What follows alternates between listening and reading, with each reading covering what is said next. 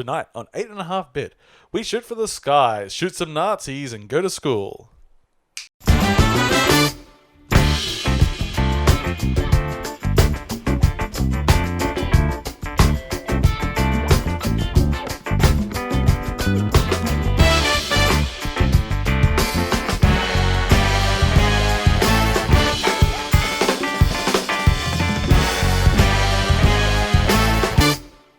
Welcome, friends of all designs, to episode 261 of 8.5-bit. I'm your host, Paul, and joining me tonight, today, are my good friends Sam. Hello. And James. Hello.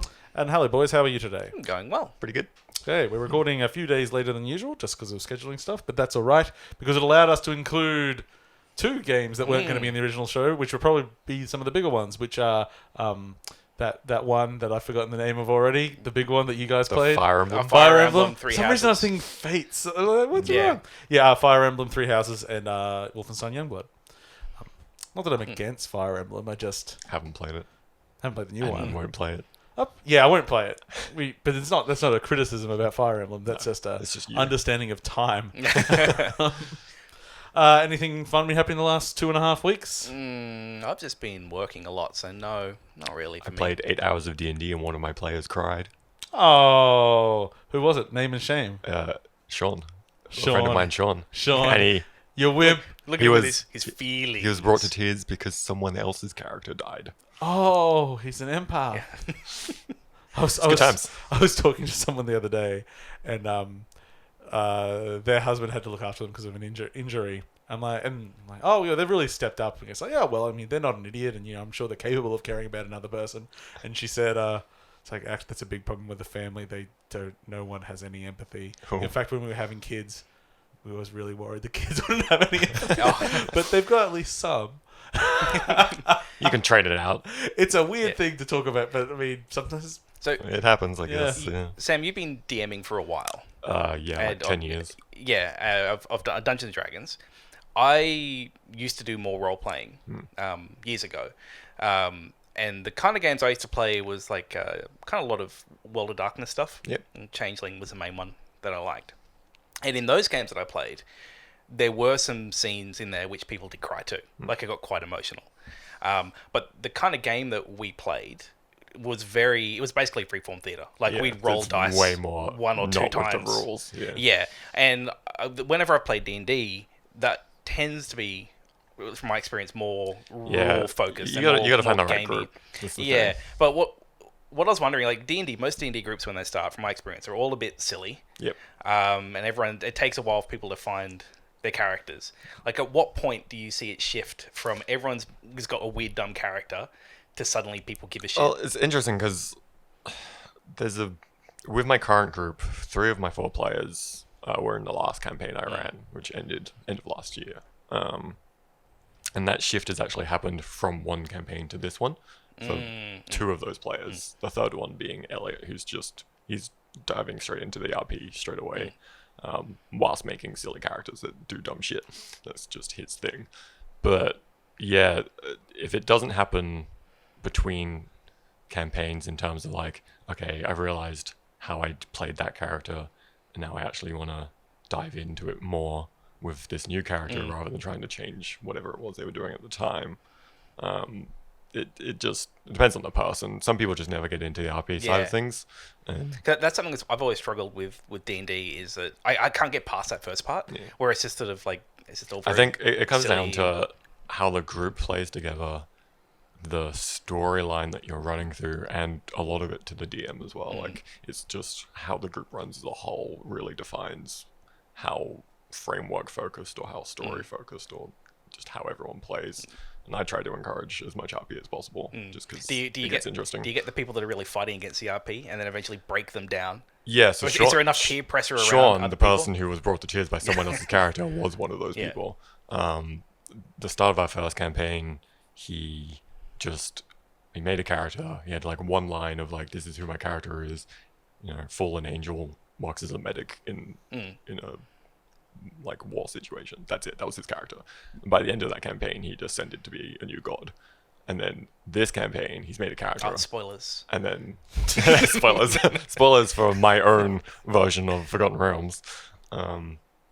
This campaign, he made a character, and before we started, he had like 15 pages of backstory. He spent all of this campaign writing like an in-character journal for like everything that's been going on. It's nuts. Like, I feel like you can take anyone who doesn't want to RP and eventually get them to, if you play it right. But So my strategy was always, because I'd have a concept at the beginning of what the character is, and it would always be wrong, and it would just take about a month or two for me to, like, I wouldn't actually put too much effort into backstory, because like it takes time to come up with it on the fly. Yeah, what the character actually ended up being would often be very different than what the original plan was. Yeah. I feel like any character I want would start. Probably I'd just give them all amnesia by default.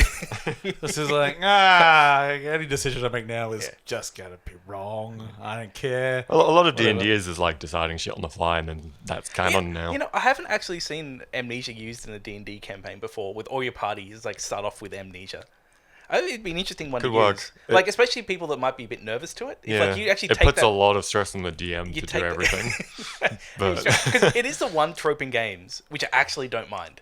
Like, I mean, as long as you learn as you go, like it's the default. Like, it's used so much in narratives because it is a way of making someone in a crazy world, making them an outsider, making them the everyman. Because like, oh, sure, I'm in a world of crazy magic, but I don't know anything. And so you come in as the audience with them, and as they relearn, that's and why then they can still be an important character in the world while still being a nothing at the beginning because you got to teach them I don't up. remember anything. And so even though it's like it gets overused, it's like there isn't It's really used for a reason. there isn't really a better way to do it. Like, I remember with KOTOR 2, they went the like more character denial path, and it was like your character was slowly revealing. So, but there was this disconnect between like the character.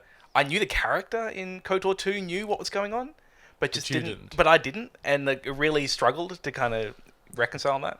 I think there's a Terry Pratchett quote. I think that like sums it up in that no story really actually has a beginning.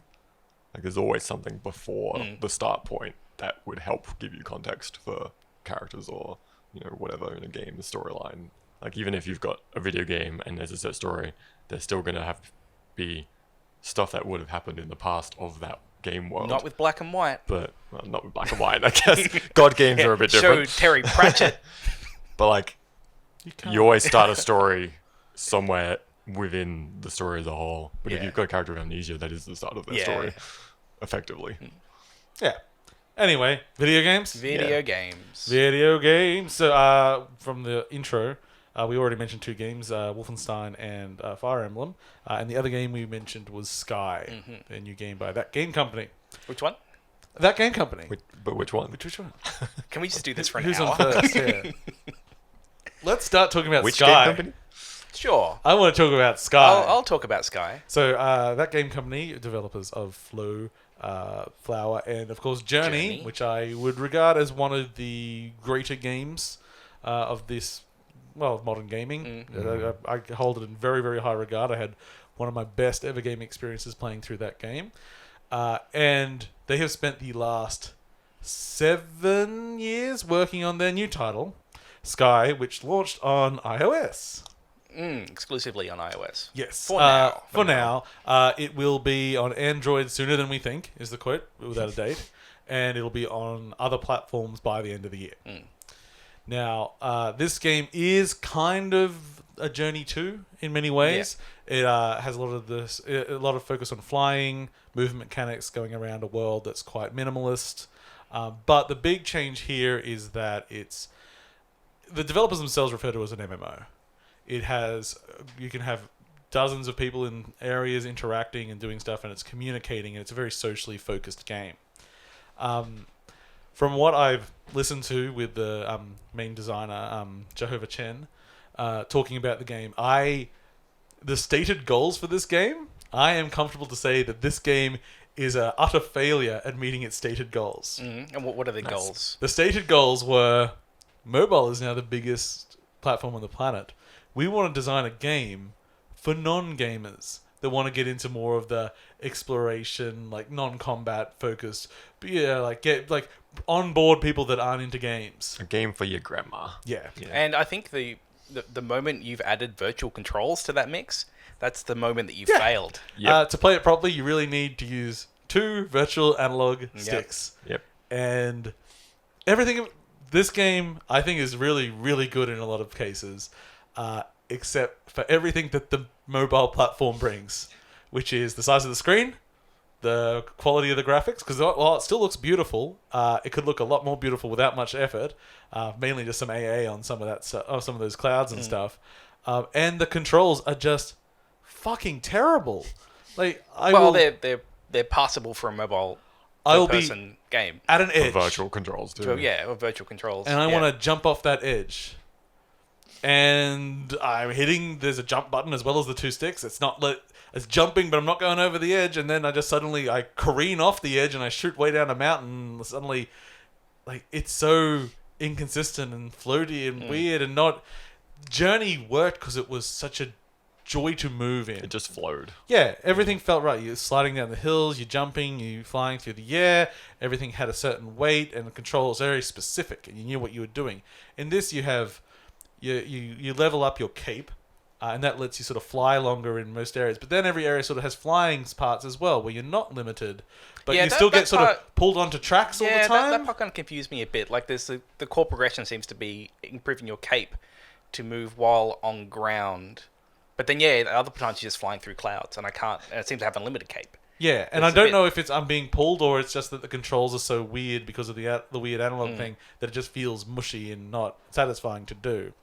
But it's got lots of interesting things, and that's where I want to be able to play the game better, because I really wanted to sit down and give it a good few hours because it's really focused on social mechanics. Like, I'd walk into a room and there'd be a group of people trying to solve a puzzle together, and I'm just like, You just join in. I'll just join in just and solve like, it for we'll them. just push the thing. Or you walk into a room and they've just solved something. Like, well, I'll just tag along and grab all the stuff, guys. Or you're there and trying to do something and someone else runs in and pushes a button with you. Like, it's kind of nice. And like, one of the main emotes that everyone uses with each other is just going up and hugging each other. You can buy the currency in the game, which you also earn in game, which is Lite to make these candles, and you're going to give it to people. It's like, oh, thank you, give it away. There's no particular reward for it. It's just a game about trying to create interesting social spaces and sharing and trying to be a giving sort of community and helping each other, which is very lofty goals. And that's what Journey was too. Like, it was all about, the communicating without communicating. The emotional type of journey thing. of me, because when I played Journey, I played on day of release. I played it from start to end with one person. Yeah. And it was fucking incredible. Especially since I'll just repeat just because if people haven't heard the story. So at the end of Journey, there's sort of there's like a big victory of the two of you together. But as that section was starting, I got called away for literally 30 seconds. I came back and I couldn't find the person I'd played through the game with. I assumed they'd just gone on ahead and finished the game without me. I waited for like 15 minutes. I was just waiting, like, oh, I won't finish the game until I can find them. It's like, nope. But because I had such an emotional attachment to the person at that point, because it's so good at that. This just seems partly You're just like in there. you're just in there, but you can friend people. So if you start an area with a few people, you might work through with them. I think it'll give you a notification when they're online. Yep, Something and you you can play specifically with friends, unlike Journey. So you can just say like, "Hey James, you want to meet up in Sky, and we'll go do a thing." And part of the stated goals of it is to let you just play with whoever you specifically want, whenever you want. Really low barrier of entry. It's free to play, and I am going to be very interested if it actually makes them any money. Because as far as I can tell, whilst there's plenty you can spend money on, none of it's gameplay related. It's all just, you can get some other emotes and some costumes and stuff. But it's also not a competitive game. So, what do you... Yeah. Yeah, it's just in a weird space. I'm curious what the retention's going to be on that game. Because like, it's like again, for like a game which is made for people that don't like games or don't regularly play games. Yeah. It's very undirected. Yes. And I don't know if that's a good way to go. Like, unless you inherently are interested in learning about the game, there's not a big drive to play it. It's because there's a lot of mechanics that do not explain. Yeah, and even just slightly. what's going on, why am I here? It's very unclear. It's a very open world. I'll often just wander down a side path and I'll get taken to a new level I've never even seen before. I'm like, what, was I supposed to go here yet? Or I was doing a thing there. And the general advice is just go with the flow, and eventually the shape of everything will come together and you'll understand the mechanics better. But as you say, for people that don't play games, normally the onboarding of those is, hey, you like Here's Candy all Crush? the tutorials. Yeah. Yeah. I mean, even as going as someone who comes with the knowledge of how to play video games, like just like even having knowledge of two sticks to move. Uh-huh. Like, even with that, I'm still have no idea what the hell's going on. And the only reason I'd be willing to get past that would be just, I understand that is what they do. Yeah. It's like, they make games where it's about you explore and you'll figure it out as you go along. Here's the other weird thing about it being on the mobile platform. So the game starts, big warning. Turn up the sound and put on headphones. This game is at least 50% sound, and trust, the sound is actually the music kind of fantastic. It's very Studio Ghibli, like very like Mononoke sort of era. Huge orchestral soundtrack, fabulous. Big warning, put on headphones, blah, blah, blah, blah. Anytime you touch the volume button, it says like, are you having trouble listening? Make sure it's not on mute. Put on headphones again. Like, actually, I was just adjusting the volume. It was a bit loud. It's like, oh, if you can't hear it, make sure you can hear it. Make sure you can. I've never seen a game so desperate for you to hear it, which is not what you do on mobile. I really... You want a game you can play on a train with it? Yeah. Like you did. I really wish this game that they just simply went, we're going to make a mobile game. I think what's hurt it is that they do seem to be making something where they want to bring to other platforms. But at least from what their stated goal is, it is 100% primarily focused as a mobile game. Yeah, but while they are bringing, so they did. Yeah. But they didn't want to make like he hates mobile. Jehovah hates Genova, not Jehovah.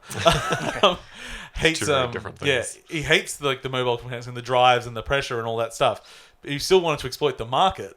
So it's a huge gamble that, and I don't think it's going to be successful, frankly. So they did make a mobile game. It's just their mobile game isn't tacking into any of those things. Yeah, I mean the free to play monetization aside, and from what I can tell, it's not that. Oh, it doesn't. It doesn't affect you at all if you don't want it to. It's more just the general design of it doesn't seem mobile friendly. Doesn't seem mobile friendly. Yeah, like I mean, the moment that you have those two fingers, it's like, well, this is not. Why am I just? Like I would think it'd just be drag where I want to go or something. I was desperate to love it, and I could not. Because they got this, they got like this weird thing where they've got the controls, like the virtual controls, but then they also have on-screen tap to interact, and so it's sort of like, well, couldn't I have just done that? Like, couldn't I have like got into like a landmass and maybe just like draw a path of where I want to go or something? Like, I just feel like it's not making the best use of the platform. Like it's like they've just gone, virtual sticks. That's what we need in accessible mobile games. No. They didn't go virtual sticks. They went, virtual sticks!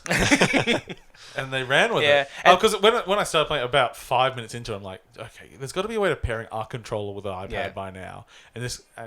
You'd hope there's no support or anything. It's like, okay. But, as I say, it's supposed to come to other platforms this year. And oddly, when talking about it, nothing's nailed down yet. But it sounds like it's going to be a paid game on other platforms. It's not going to be free to play. At this point, like from playing it, there was definitely something there I was interested in, but not in its current form. And like the way it renders clouds and these sky environments, like some of the best I've ever seen. It's fucking gorgeous. Like, but yeah, but on a small mobile screen. It's just and a weird it's mix. not even the small mobile screen because I've got an iPhone 7 Plus, and it's not that much. I was playing on an iPad Mini. Yeah, like it's not that much different to this, but I don't have my fingers in front of it. Like as soon as I do that, the whole experience covering up the screen. And the thing, like, I don't do a lot. I had a Switch on the podcast. Also, I was holding a Switch when I was saying that. I don't know.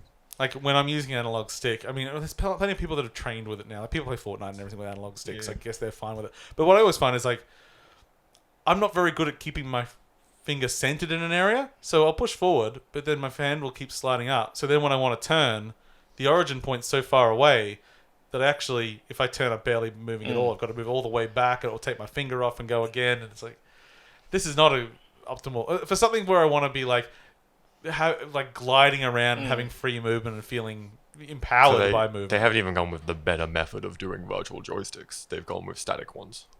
They're static when you put your finger down. Okay. Right. Yeah. So you do that. So, but at that point, it's wherever that finger then moves. My fingers move a lot because there's no standard grip on an iPad. It's just a whole thing. And your hands can be anywhere.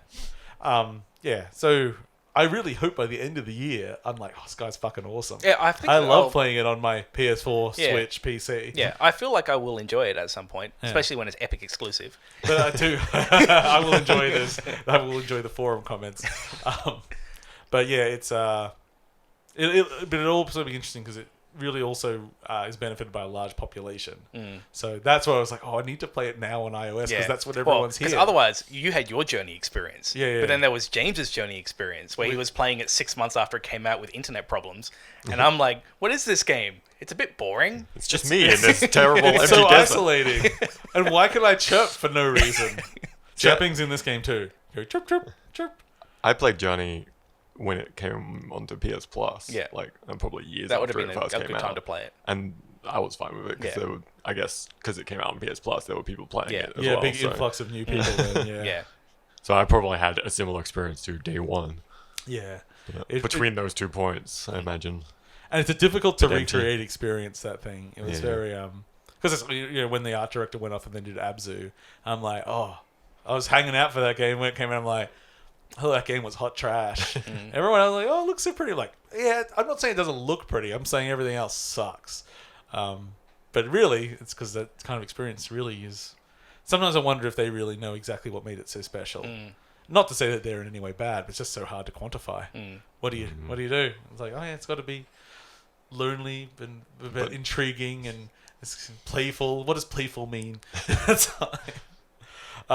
okay, so that was Sky. It actually has a subtitle, Children of something. Yeah. Children, it's free if you've got an iOS Children device, of That Game Company. And, go and look Android at it. soon, apparently. Yeah, go look at it. That's fine. So, there's been a little bit of news since last time we spoke. During the last recording, which was, 4 days before we released the show, so we're really, really late now.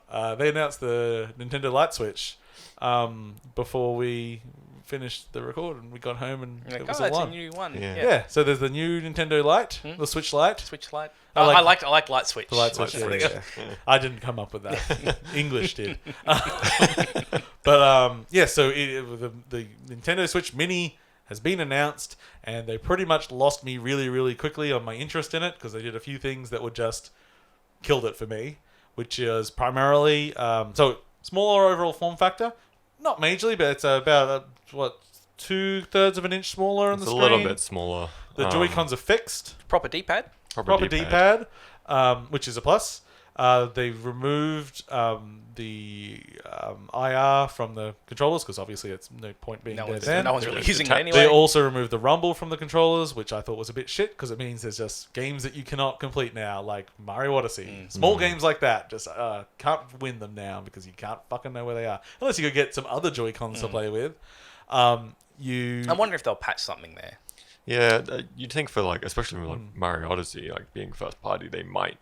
I don't know if they put in a sound effect. Have a sound effect or a those border that rumble lights things, up or something when rumble's required. Yeah, it doesn't come with a dock, but it also cannot be docked at all.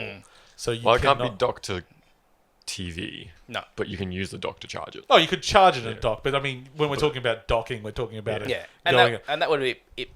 Would not have the hardware to go to the high power mode. Something like that. I would assume that'd be the reason to get the price down in this. Which thing. would which is odd because as far as I'm aware, all it does is overclock. And then pretty sure it just overclocks. Yeah, I'm actually not sure. Yeah, and because it'd be just it's just a power Oh, drive. if that is it, then maybe then. Yeah, I'm sure there is a reason, but I don't know if it's a good one. Because it's also supposed to be the DS killer. Yeah, it's portable only. But I don't know if you have to insist that it's portable only to be the DS killer. Apparently you do for this one. So it can't be docked at all, meaning that the name is, of course, now completely pointless. Yep. The Nintendo doesn't, I guess you'd call it. Yeah. Or the Nintendo sub. Nintendo static. And then I'll bring out the Nintendo DOM. It'll be fine. Oh, yeah, I know which one I like both. So you've got a Switch, it's fine. That's why I've got a Switch, yeah. I'd stick with the Switch. Yeah, so that one killed it for me because whilst, I primarily play handheld, so I'm fine with that. But the other thing I do with it is take it to friends' houses and plug it into a TV. But then it's also not for you. Yes, but it was going to be for me until they cut out to mainly just the one core feature. It made it kind of pointless for me. And that was the thing. And actually, no, you're right. Okay, I think if it was something where I could still dock it, I'd be getting one. It probably would be because I rarely take the Joy-Cons off anyway, and I can always buy another because you can still pair Joy-Cons with it. Yeah. So no, you're probably right actually. In how I use it, it's a slight, because I think especially it having the proper D-pad, like it's kind of nice. Yeah, that's nice too. The fact that like mine, like here, I'll just hold the Switch. People at home, I'm sure can see this. Other people just imagine that. Oh look, my Joy-Cons just come right off. I don't have to push a fucking button. They just lift off now. Really? One of mine's a little bit wobbly. Yeah. So when I'm holding it, like that's from using a Switch for, let's say, 10 hours a week since the day it was launched. Yeah. Fine, I'm not worried about it. Like, it's still playable. It doesn't fall off, but if I push up, it comes off. Yeah, because they just slipped off. Yeah. Is that the controller there, or I think it's the rail. I haven't really investigated it yet because it hasn't actually been a problem, but it is one of those things. But now I'm actually thinking what I actually probably will do to fix this is get one of those cases that goes all around the Switch, which would stop them from coming out, but also means you have bigger grips on the end. And effectively turns it into a Switch Lite. Yeah, it turns into a Switch Lite, but it's bigger. And it doesn't lose all that functionality that we lose with the Lite. Because my only problem with like losing all those features, other than it loses the appeal to me, is that whilst it's cheaper, it ain't that much cheaper. No, I think it's like $50 cheaper. In Australia, I think it's $3.29. $3.29, and the Switch is still like $4.50, isn't it? Retail often goes to $4, but it is at $4.50. But the thing is, it's like you're losing the dock, which they charge minimum of $80 for, but I think they actually charge more than that. You don't have any kind of second controller, so buying another controller, the cheapest ones, well, no, actually, because I don't think you'd be able to plug in any, so the cheapest ones would be like $70 to $80 minimum, but if it's Joy-Cons, it's another $110 to $120. Which is not really much point to get with the thing. Also, if you're getting other Joy-Cons, you got no way of fucking charging them, so you got to get a charger as well. But I think at that point, then you're buying that one. Yeah, you're buying that. But the thing is, like the cost, it's to turn the Lite into the Switch, which it can't even be because it doesn't even have the functionality. You're paying like $200 plus difference, while you're only saving like $80. It's like, okay. But what it is for is the Pokemons are going to come out. It is for the Pokemon people. Yeah, and there's going to be these parents which are looking at that price, and they're going to go, they don't need that one. I'll get the cheap one, and then they will sell an absolute shitload of them. Well, they will. That's the thing, isn't it? Because whilst I probably won't get one for the docking stuff, the Pokemon version of the Switch Lite looks goddamn lovely. I really like that color scheme and that. Just get some third-party shells, man. I've actually been thinking about it with my Switch, replacing some of the shells. My joke was that I could buy the Pokemon one with Pokemon, and then like it's literally just to play Pokemon on, and everything else is on my normal Switch. So I have an entire battery life worth of Switch just for Pokemon. I do wonder whether or not, because you're like, oh well, I buy the cheap one because it's smaller, it's better for them. But they really, really, really got a message that can't go on the TV thing, because so far they've spent 2 and a bit years saying goes TV and portable. It's literally the messaging of the Switch. Now they've got it away with it before. Are you saying that Nintendo might have some confusing messaging, Paul? Oh, yeah, some bad naming schemes like the Wii U. When they had the 3DS and they go like, we're going to make a 3DS without 3D. They did change the name to the 2DS. Yes. The Switch Lite is still called the Switch. Yeah. So it's like... There's going to be some confused parents. Yeah. Which, I mean... But at the end of the day, kids going to get a Switch. The people that are confused by that, did they even know it did that in the first place? Are they the people that are that aware or not? And who knows? I find that the TV docking an interesting feature with people. Okay, so Cheryl got the Switch, right? She got one. Got one a while ago, and when she got it, she was mainly playing it in handheld. Yes. And she was saying that, I don't see why I play this thing in docked mode until she put Stardew Valley on the TV. At that point, gorgeous. At that point, she was completely converted, and now probably maybe I think Fire Emblem she'll mainly play handheld, but there is now definite games that she wants to play on the TV. I'm the same. And I just think it's interesting that she had of the mindset that not interested in handheld, in docking, until she did it, and then she got very excited. It's. I've always had at least a passing interest in docking. Yeah. Yes. Anyway, and it was one of those things like because the docks are really expensive, but there's I think it's an Australian company that actually makes them. There's a third-party dock maker now, which Callum at work has got one. They're about $30, I think. And they're a little. They're based. Most of them are shaped like the mini consoles, so they're a lot smaller than the actual dot. It just slips in, but they also push out the mechanism that is the actual dock, which is only about USB stick size. So you don't even need the dock. You can just pop that out and take. So if you're doing what I do, which is basically when I go to friends' houses, it's either a Mario Kart or a Jack machine or Jackbox party pack machine. It's like if I just had the little stick. That was almost my dream. When the Switch was announced and Yeah. said USB-C, we're like, that'd be great. Yeah. We'll just grab a USB-C to HDMI cable. Yeah. It'll just work. And we're like, oh, it's all proprietary shit. Oh, fuck you. But yeah, but the fact that there's now cheap alternatives that are actually quality and don't brick your Switch. I was like, oh, this will be great with the Lite. Oh, the Lite hates me. I mean, I could have grown to live without Rumble. It'll be interesting to see how, like, once the reverse engineer people get their hands on the Lite, How true it is. because it is the same hardware. Yeah. It's Yeah, like, that is an interesting. Will The- someone do some kind of how mod have they to- disabled the video out? Yeah. And can it be re-enabled? The roll-on effect of the being the same hardware is that this isn't the same hardware as the original Switch. It's got the new Tegra chip in it, which primarily is a bit smaller and uses less power. And now that Switch is going into the original. That chip is going into the original Switch, which its roll-on effect is that the battery life in the new Switch. so it's still the Switch, but the ones that are made The after new a certain hardware date. model. Yeah. It has a much better battery life.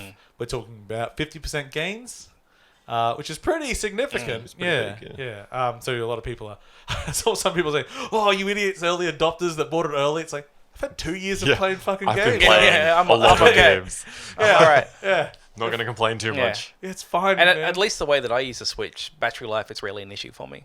Yeah, every once in a while when I get really hooked into a game, I'll start. Crap, I'm low again. I can just plug in a cable. If I Yeah, need I to. just have long USB-C cables. Yeah.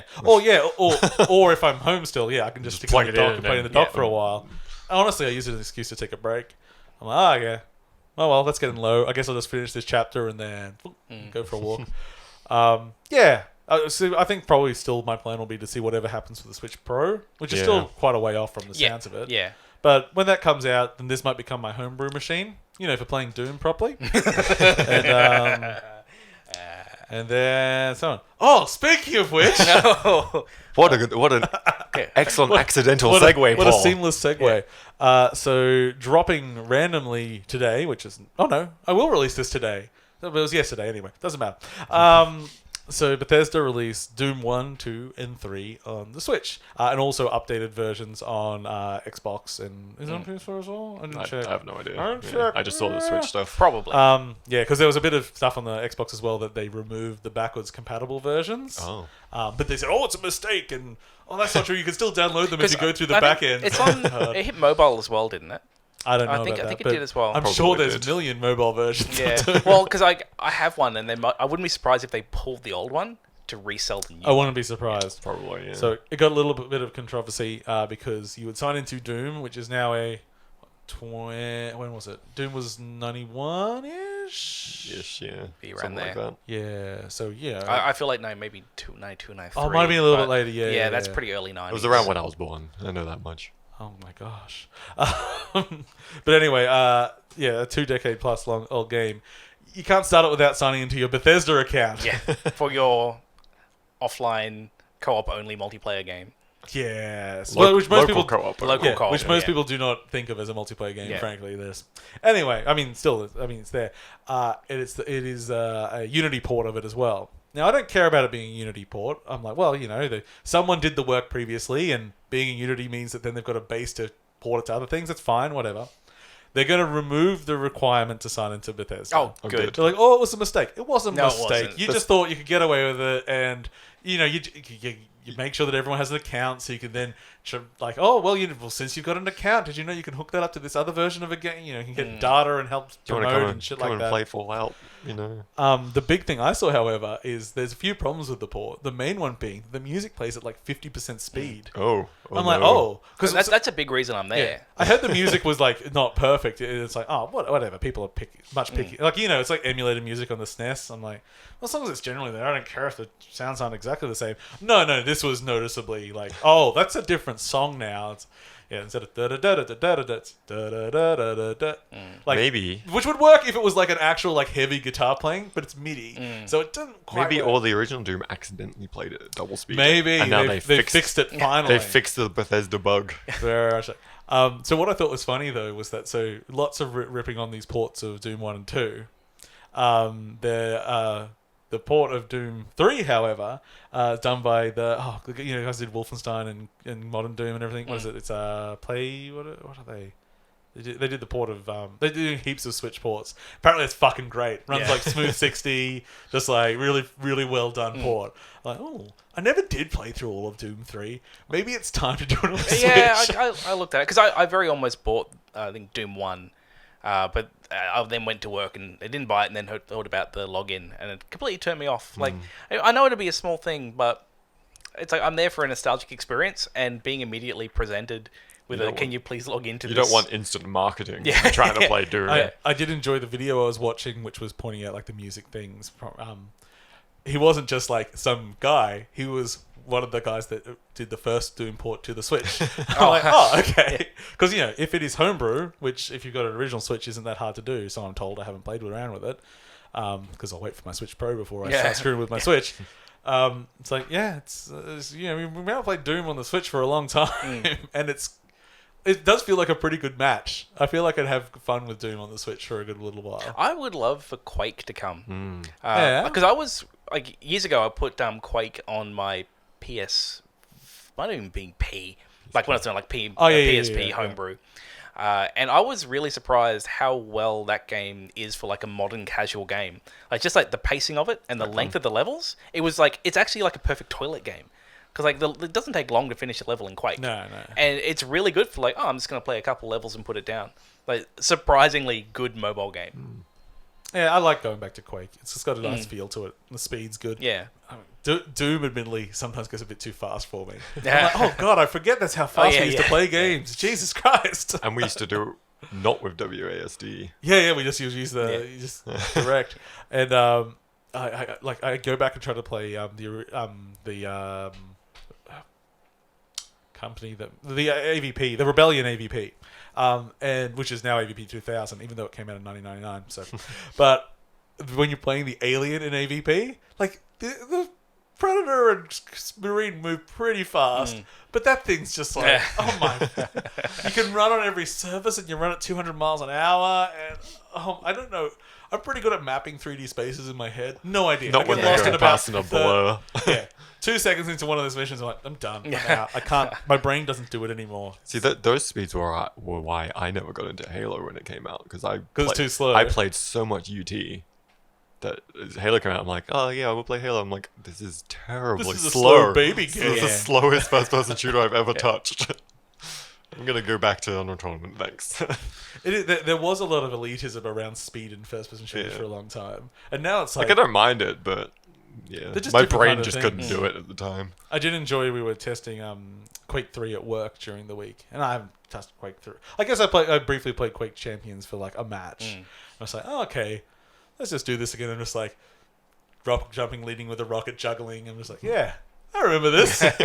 There's all that muscle memory. Yeah. I remember this speed. Somewhere. This speed still works. This is good. Anyway, so while we're talking about old school first-person shooters, Iron Maiden was being sued by Iron Maiden because they forgot that a thing called the Iron Maiden existed for hundreds of years. So they're like, people will confuse us. It's like, will they? I mean, it is a pun on the word Iron Maiden. Yeah. You're right. But yeah, Iron Maiden was suing them. And I think pretty much 3D Realms just said, fuck it. Yeah. It's not that important of a pun. Well, I don't think the title isn't the best anyway. It's fine. It's functional. Yeah. It's just a fun pun. Now it's called Ion Fury. Which is also fine. I mean, like, it's not... Still means just as much. Yeah. Well, it doesn't have a pun anymore. Exactly. But I'm okay with it. Yeah. So they changed the name, and the game's out pretty soon, I believe. So yeah, it saves time on a lawsuit if you just don't care that much. Yeah. Whatever.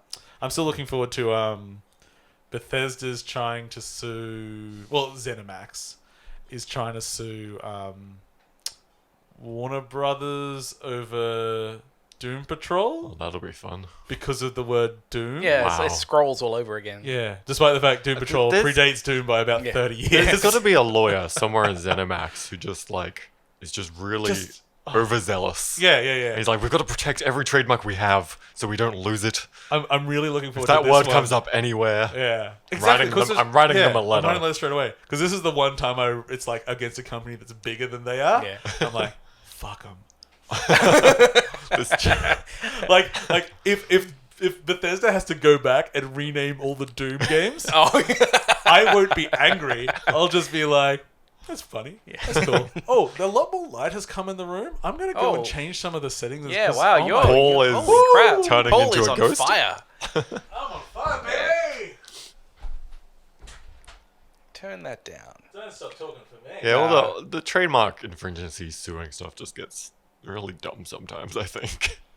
Turn it Like, down. I understand there's the whole, like, the legality is if you don't try and protect your trademark, then you lose I it. don't know if that's actually true. It can. I've heard that. It's not like an automatic thing. but It's- yeah, I don't There's know. precedent for it, which is that lawyers love precedent, right? Oh, that's better. But- Paul is no longer on fire. I'm still a little he's bit a on little fire, bit on frankly. fire. I need to... Just enough. You need some curtains. You're gonna. I'm going to hang this Let's Hitman see, 2 you- t-shirt over the window. You've got a fisheye up there, so It's the sun. How it's you are it's gonna assassinating the sun. go. This is some Some MacGyver yeah shit some going on MacGyver's right going on now. with this window. Yeah. Paul will soon no longer be on fire. Use that sloth and wall hangy. What's the other thing? It's a suction cup. mount. Ah. I mean, you're still slightly on I fire. just got to keep myself in the better. shadow. It's Less, better. less on fire. I got some cool rim lighting. Yeah. Okay, wait, I'll just... Yeah, there we go. Hi, That's Sam. better. I can feel your leg from here. Not really. It's actually just for What? jokes. Okay, I'll literally feel your leg. Oh, you mean like Joke that? There we works. go. That's Okay. what you mean. Great. Now that I've actually committed assault, let's move on. Okay, Iron Maiden, done. Overwatch has announced revealed their new character. Hero 31, Sigma. He's Yeah. bonkers Yes, he's in he's all the meaning. he's one of those fun parodies of mental illness that we love. He's fine. Yeah. He doesn't wear shoes because he was in a mental ward. He's bonkers in every definition of that term, I think. What? Like, How many definitions of bonkers well, are there? he's insane, literally. Yeah. And he's Oh. also absolutely nuts when it comes to the game. You know what's Like good his, here for the all video? his play. For the video watchers now, one of the hot spots is your mouth. It's perfect. Darn you, afternoon sun. I'm a dragon now. That's how it works. So yeah, I mean, I've been out of Overwatch so much. Yeah, I'm like, whatever. are the kids still playing Overwatch? I am. Okay. I don't know if I'm the kids, but You're younger I than definitely us. still play it. Yeah. Is the It's community still toxic? A little bit. They are rolling out very soon. It's rolled out in the Overwatch League already. They're rolling out forced roles so that the meta now is going to be role locked to 2 damage, 2 tank, 2 support. And when you queue up for a game, you pick which role you want to play, and you can only pick a hero from that role. Okay. So that's going to solve a lot of the salt and a lot of the problems, but everyone's being toxic about that change. Yeah. But that was only in in competition, wasn't it? No, it's rolling out to everything on September 1st. Even casual. Even quick play. So That's weird. The arcade mode is still going to be the one where you can do whatever you want, where you can play the classic, pick whatever. You can play no limits, where you can. It's pick, just like, I guess what normally happens to me in any team-based game is I join up with a team, go, well, I guess I better play support, because no one else is. yeah. So it's good to force the it to a idea is it's like degree. if you really want to play a damaged character, you can queue up as damage. Maybe your queue is going to be a little bit longer because everyone's going to be queuing as damage. So what are you going to say? But you can guarantee that 2 other people on your team are going to be playing support. So I'm gonna queue as heals, but then ignore that and just do damage anyway. Just poorly. But to pick a healing character and then not heal, you could. Yeah. You could. Yeah. There will be people that I'll do. just run around TF2 But with my bone saw. It'll be very effective. The thing I found, the way where Overwatch is balanced now, that still kind of works. Like some of the characters, it's still fine. So yeah, we'll see how it goes. Like it's definitely changed the competitive side of things already because it's rolled out to Overwatch League. I mean, I just But, had let some yeah. servers run it and some others not. So when you got the dedicated server list up and you're just like choosing where you wanna, Yeah. which Overwatch has. it does. It has custom When did games. it- oh, does it? You can run custom games. I thought I was doing. Yeah. I There's thought a I whole was doing server a list. dick. That's what the Can- custom. They've been rolling out some real good updates. Oh, that's what happens when I don't pay attention. I thought I was ripping on them Mm. because I can still go and play my surfing maps in TF2. I think the best thing that's come out of this Sigma launch is that because I watched some gameplay of him before any information actually got officially pushed out. One of the old pro players got invited to the Overwatch offices because it was his birthday, so he was playing. course. He was streaming it 2 hours before it all came out, and Jeff was sat next to him the whole time. and the amount of excitement that man has for his own video game is it's actually beautiful. Like how much Jeff enjoys watching other people play Overwatch. What I'd really like, it's lovely, is whenever they're doing a video about an update that's coming out, and I know I've said this every single time, show it. Don't just do a fucking half-hour-long video of looking at the camera going, it's going to work like this. Like, it's going to be a bit hard to describe, so I'm just going to do it really, really slowly and try to describe it and everything. Like, just try to imagine. It's like, you can show it. Yeah, showing it would be the better option. Take 5 seconds. Yeah. But Paul, that's not in community engagement. Well, it doesn't engage with me because they go skip. Oh, right, they never show any video. Close. I guess I'll wait till tomorrow. Fuck, I hate those videos. You got to wait till it hits the PTR. It's like everyone else. Sea of Thieves does the same thing. It's like, we've got an exciting update coming out. There's going to be all these things. We can't really tell you how it works at the moment. It's like, you can just show me now. Yeah, no. But they can't because they can't tell you how it works because they haven't done it yet. They should know. Sure. I've been told Sea of Thieves This is what we're going now. to do. Is it a game I'm not yet? sure. Let's find out. Do we know? We all have Game Pass. I got Game Pass at the moment. I can't access mine because my Windows is being dumb still. Okay. Sounds like you need help using your It won't computer machine. physically update. I think I'm kind of done with Overwatch until Overwatch 2. I think that I'm not that interested in their kind of PvP mode. I don't know if we're in a world where that's going to be a thing though now. Well, I'm expecting BlizzCon. Overwatch 2, WoW 2, and it's like, but at what point do you draw the line between this is a sequel or we just keep updating and iterating on the existing at least stuff? Some of the one particular YouTuber that I watch that covers Blizzard news, he has mentioned that there's a high possibility of Overwatch 2. There's been rumors where they're working on games within the Overwatch world that isn't FPS. Overwatch karting. I would buy it fucking a second. Immediately. All I want from Overwatch is just them to not have just a PvP experience. Yeah, obviously they've been doing a lot of weird PvE stuff with their events, and they've all been kind of lackluster. So it'd be interesting to see if they are actually just pushing that a little bit. Yeah, that'd be cool. I still think that WoW 2 is only going to happen in a system like Stadia. Oh no, we're getting you know WoW 2. WoW 2 is coming out next month, Paul. It's classic. No, it's the other way around. Like, WoW 0? Yeah, I think this is. They've got this problem, right, where they've got like this game which is very different than what it was. WoW now is very different than Classic. Yeah. It's genius. They've come out and they've just basically re-released WoW 1. Yeah. And that's like, cool, they've got that And the now. current WoW's the WoW 2. And now this can be WoW 2. They can fuck with this And they thing can now as keep much as they and want. And anyone that bitches, they just point at the You other can one. guarantee that, like, in a year's time, WoW Classic is going to get the Burning Crusade Classic update. Oh, yeah. I think like they Like- seem to be playing that one by ear from what I've heard. It's like they're very uncommittal If it gets picked about up and people get into it enough, they'll just... Well, there has been They'll that just basic follow the idea same that they're release schedule. going to just go through the whole pattern again. But I think they're going to see how it goes. So because Interestingly- what happens then, when it reaches the point where they get to mop, and they're like, well, And now it's basically the do same we have thing to again. hit the reset again? Like, What's maybe. mop? Mr. Pandaria. Thank you. Yeah. Okay. We'll just cut you off. Yeah. That's great. It works well. The short news but big news in the local scene. Defiant, where Games actually was an employee for a while. The developers of Hand of Fate, and what were the project? Because you were there sort Heroes of in Call. Heroes was the one Call was I before was that. there just pre-Hand of Fate. Yeah. They did a lot of, like, license work, didn't they? I To- did a Ben 10 to keep the game lights for on them. kind of thing. Yeah. Yeah. Ben 10 Slammers. Nice. It's a card game. Were they? Actually pretty good. Was that what Ski Safari was also Yeah, but related to? Ski Safari, they were more publishing. Yeah, than yeah. developing, They weren't developing in house. Yeah, that was developed by someone that worked That worked at there. Defiant. Yeah. I Right. thought so. Yeah. And the guy who made it actually had a job at Rockstar Oh yeah. when Ski Safari exploded. Oh. And he then quit Rockstar and then came back. Anyway, unfortunately, they have ceased development. They have not shuttered because they're still working in a caretaker mode for the time being. But we assume most people there will have lost their jobs. Yes, and, be looking and for employment. they are, I think, 40 was the size of Defiant. And I don't know what the size of the pretty new decent team. sized mid-sized studio. Yeah, I don't know what the new number's going to be, but just from what I have heard through people I know, a lot of them are having to find new work now. Yes, which there is not a lot of that kind of work, especially in Brisbane. It's basically none. Yeah, we don't have like mid-sized, like sort of console-based studio We've got stuff. Gameloft, that's in Brisbane. Gameloft do console stuff? No, but that's more kind of your mobile. Yeah, well, like that's the thing. mid-tier Other than mobile. mobile Pixar. devs, I Yeah. don't There's think a lot there's of any- mobile. Yeah. They've got Epic down in Melbourne now. Yeah. Um, Yeah, they've just spun up local stuff. Yeah, but yeah, as far as that kind of like mid-tier console development, It's not a whole lot.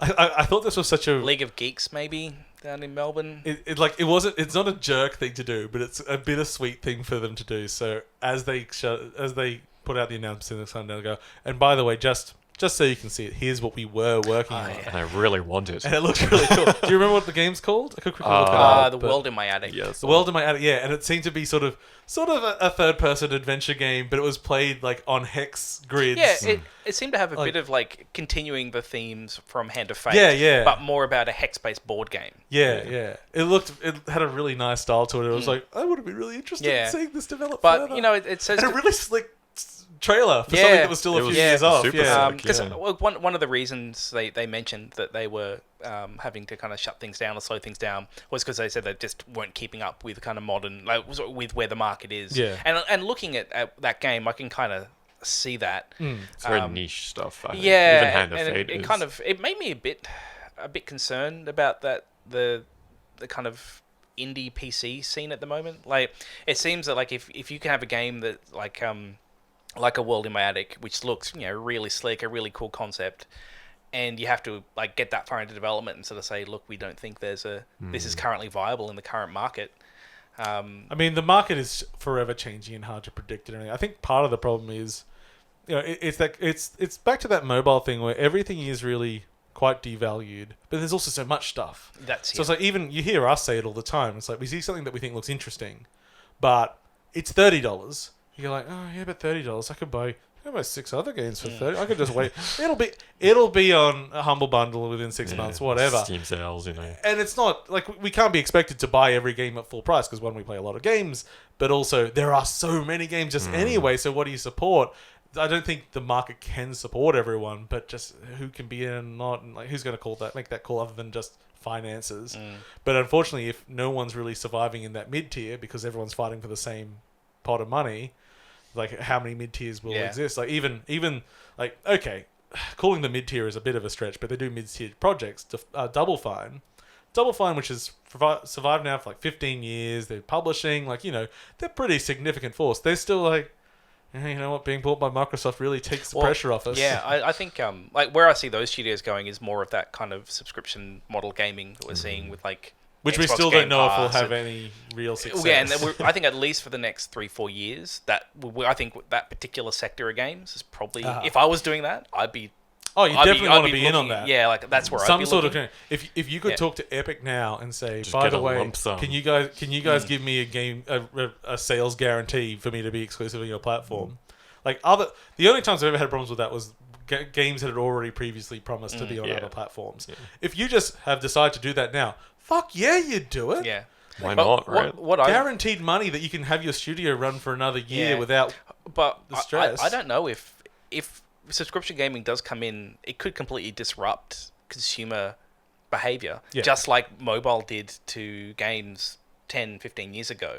Like this whole Epic thing could backfire. Like, I mean, even just thinking about my consumption, like my behavior with buying games now, buying on Steam. I bought Wolf on Steam. But that is now the exception. Wolfenstein. Wolfenstein. That's all right. I ran through my Yeah. head which game we meant. Yeah, sorry, like, do you Wolfenstein mean Wolf Youngbloods. Among Us? Do you mean? Wolfenstein Youngbloods bought on Steam, but I don't buy many things on Steam anymore. I can't remember the Like, last time I opened it. Yeah, and like I look at I've got Humble Bundle monthly, and I bought that because basically it's a subscription, and it gives me things guaranteed games 4 or 5 games every every month. month. I've got Games And their Vault. Pass and the Vault. I've got Xbox Game Pass, which is giving me the exclusives that I want from Microsoft. So like even just my own consumer behavior, I now look at Steam. It's like, well, why do I want to spend $100 or $50 on something when there's so many other things I could be playing right now and not have to spend anything. And so Epic could be getting all these exclusives, but if the consumer behavior changes, where maybe people just don't give as much of a shit about playing things like say I think new MechWarrior went Epic exclusive just recently. Maybe that's the kind of game when it comes out, people are going to be like, I can wait for this thing to come to. I'm It'll already end up on one of them eventually. I'm already subscribing to Netflix. I'm subscribing to stan. Like, I'm already used to this idea of, like, I go to watch a movie, like, there'll be some, I don't know, whatever, some Marvel movie will come out I don't really care about. I'll be like, man, I'll just wait for it That's to the come. thing, isn't it? It's like, I really want to watch that. Oh, it's not on any of the streaming services. Oh, well, I'll watch something else. Yeah. Same thing for games. Yeah. Yeah, it's getting that way. You just go, oh, well, it's not there. Maybe it will be eventually. I'll just go find something else to do instead. Yeah. But I mean, especially if it's like more obscure movies. I mean, I'm still just like, check the 3-4 services that I have access to, and then I'm like, meh, Pirate Bay. Yeah. It still works. Yeah, I'm Yeah. I just touch my NAS. Yeah, well, I mean, the thing is, like, it's the thing. Like, normally those are things that are like quite old, more obscure things that no one gives a shit about the catalog, so no one's bothering purchasing it. Yeah. It's like it's not cheap enough for them to The buy and just only throw way on to there. get access to that is by sailing the seas. Pretty much, unfortunately. It's your Sea of Thieves. But I mean, this is because there's been a bit of Stadia talk this last week, partly because they did an AMA. And they're like, so... I reckon they fucked they are it dropping so so many much. balls. Like, remember how excited we were for Stadia? Stadia. Yeah, like, I mean- it's a cool idea. Everything I've heard so far has just been turning me off as a platform. I'm still excited for it, but I think Stadia as a platform to sell things is just... It's going to be almost a non-event. Yep. I think Stadia is going to be a framework for other people to put their streaming services on, like Uplay's putting their stuff on it, and I think that's where it might still be successful. But yeah, people were asking straight up, it's like, you're Google, what guarantee will you have that you won't shut down and like take away our games that we've bought? Like, oh, we wouldn't do that. It's We've like, never done fucking- that before. That is your MO. That is what everyone knows you how's as. Google Reader going? How's Yeah. Google Glass going? Well, and then how's people start Google coming out Docs with- going? How's Wave Wave was going? good. Yeah. People just start coming up with like even just straight up Android purchases that they have like an issue with Google, and Google just doesn't take them off the store; they take them off your history as well. And it's like that's not what other stores don't do No, that. Apple doesn't do that. Like That's if it goes off the store, you can still go in and get it again. Yeah, I mean, like, you had the Apple thing where they changed to 64-bit, so everything beforehand. That's another. That's a issue different thing. altogether. Which And the Android which stuff. Android's doing that. Android very sort of soon. does the same thing as well. Yeah. Like it's like, it's sort of been they don't care about this anymore, so they remove it from the store, and then people are also saying and removes from your ability to re-download. Yeah, It's like, because I think Android's doing the switch over to 64-bit required pretty soon. And that's going to be an epic reset. Which I don't mind so much because there's Apple had a big problem with lots of fart buttons and apps and things like that. Like, what do you mean problem? So like, I don't mind there being at some point. It's like, look, if a game's still being actively developed, people can just update it. But doing a bit of a reset. But then we start getting into that topic is popular at the moment of game ownership. And yeah, there's that idea that I think like I bought, you should have it. I think like SimCity was a game that I bought on iPhone years ago, which has just been pulled because SimCity, the regular app, like the regular game, doesn't make money. So like we can drive traffic into their SimCity, build it, and I just can't play that anymore. Like it's cost me $15 or something like that.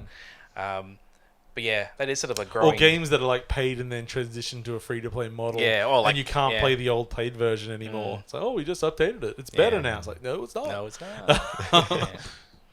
Yeah, it's a... But whereas, if they are a streaming service, then it's a much more acceptable Actually, thing. probably the distribution platform that's now having the most interest to me is probably GOG. And I think because they have... Like, their differentiating factor at the moment is game ownership. Yes. And that could actually end up driving me more to I'll just buy it on GOG. It's like we've got subscription-based services and we've got GOG, and in between those things, we don't really need them anymore, because there's other services you still don't fucking own anything, and you don't get any real benefit from it. I mean, Steam still has shitloads of benefit to it, but it's not necessarily going to be adding anything in the future that the other things don't also support. I mean, GOG Galaxy 2 is looking pretty fancy at the moment. It's quite slick, yeah. Yeah. So brave new world. Yeah, it's exciting. I'm hoping that the transition we're seeing to subscription is sort of the nail in the coffin of free to play. That's what I'd like. That's what we would like. Yeah. Yes. I'd love for that to be a thing. Yeah, well, I mean, it might in Western markets. I don't imagine it will for kind Asian of China markets, or Brazil or like. Yeah. I kind of think that free to play is still They're going to so dominate set in over free-to-play. there, and also it's just different market. Like those people want different things. Like Japanese games, they tend to be very gacha, grindy kind of things, and the audience is totally cool with that. I think they'll stay. Just doing another that. one of Japan's problems. China's all about the purchases. Yeah, I think they're all about their pay to win. Pay to win. Yeah. And Yeah, that's Brazil is purely a cost factor, isn't it? Because games cost like 5 times as much over there. Yeah, I was wondering in Brazil, but how it goes with microtransactions? Is it still? No, I think particularly those profitable? like Brazil and also kind of like India. They just tend to. You don't really make. I don't know too much about Brazil actually. I know India, it's you make your money from advertising, primarily? but it's so low. Like it's not. Yeah, but huge population, But, yeah. and cheap phones and cheap internet. Yeah. Yeah. That's what I keep hearing about India at the moment. Yeah. In India and Brazil is more of a quantity. Yeah, Mm. yeah. Weird things. I do find the cultural thing in China being weird. That it's like, oh, we love pay to win. It's just like what, like that's Yeah, the one thing everyone else agreed was just like shit. Yeah. It's like, oh no. Well, I wanted to win how this it is. game, so I paid $10 extra than the other guy. Yeah. and I got Just a I got cultural the one difference. next to my name. It's Yeah. like, oh, yeah. It's a really, like that's what I find those cultural differences very interesting. Okay, let's start talking about some specific games again. Do I need to do anything? No, we can talk about Fire Emblem. You can talk about Fire Emblem now. Yeah. Do you want Okay. to just use all that Yeah. empty space, draw a nice... Well, I was thinking. Col- I collage. drew this weird cat person because Yeah. we haven't spoken about cats yet. Oh, It's right at the top. Ah. It's at the top of your list, Paul. And it's on the board behind And it's us in too. all caps. Yeah. It's behind us. It's oh god. describe to Oh. us your love of body horror. So the Cats trailer came out, and all the reports were it's like, oh, everyone's disturbed. Oh, the creepy Cats thing. And we're going, well, I gotta watch this Cats thing. And I've watched the trailer. I would say a conservative dozen times now. I love musicals, and because of that, I know that Cats is the worst It's hot popular trash. music that's ever been made. It's the hottest trash. It is it is a storyless load of crap that is just like the best Cats thing is they do in Incredible Kimmy Schmidt. Or, Oh, yeah, yeah. Unbreakable Yeah. Kimmy Schmidt, sorry. Yeah, in the last season, there's this whole Cats plot line, which is just about how it's a bunch of made up shit, and it's the best version of Cats. If you that's want to ever be been in put Cats, on. you just join in, just do whatever you want, Yeah, and that's what That's Cats what is. it is. Get up and sing a song. It's like, what? The only rule is don't tell anyone it's all made up. Yeah. I'm Pebblety Poo, the stinky cat. Oh, here is my song about the... Anyway, but it still has like 2 cracker songs in it. Maybe. Anyway, it's not terrible music, but I'm not a big Weber fan to begin with anyway. So we don't love the source material. So they come up here and it's like... It's less CGI. Well, there's lots of CGI, but they're not CGI'd bodies as such. They've just CGI'd fur over all the Yeah. bodies. But you've got like Judi Dench with a cat face, which is mostly makeup, and then like a coat, and then the rest of her body is just fur, and it all moves a bit. Like everyone's just very fluid. It's and really uncanny valley for cats. And they're tiny. and they're tiny, yes. And few people thought the scale was all off, but I watched them behind the scenes stuff, and the scale looks pretty bang on, actually. But They've yeah, done pretty well. But they're like the weird people cats. But it's like, well, what are you going to do? You either make cats with fully animated and they're cats, which is even creepier that they're dancing around singing, frankly, if you ask me. Yeah. It's like a photorealistic cat.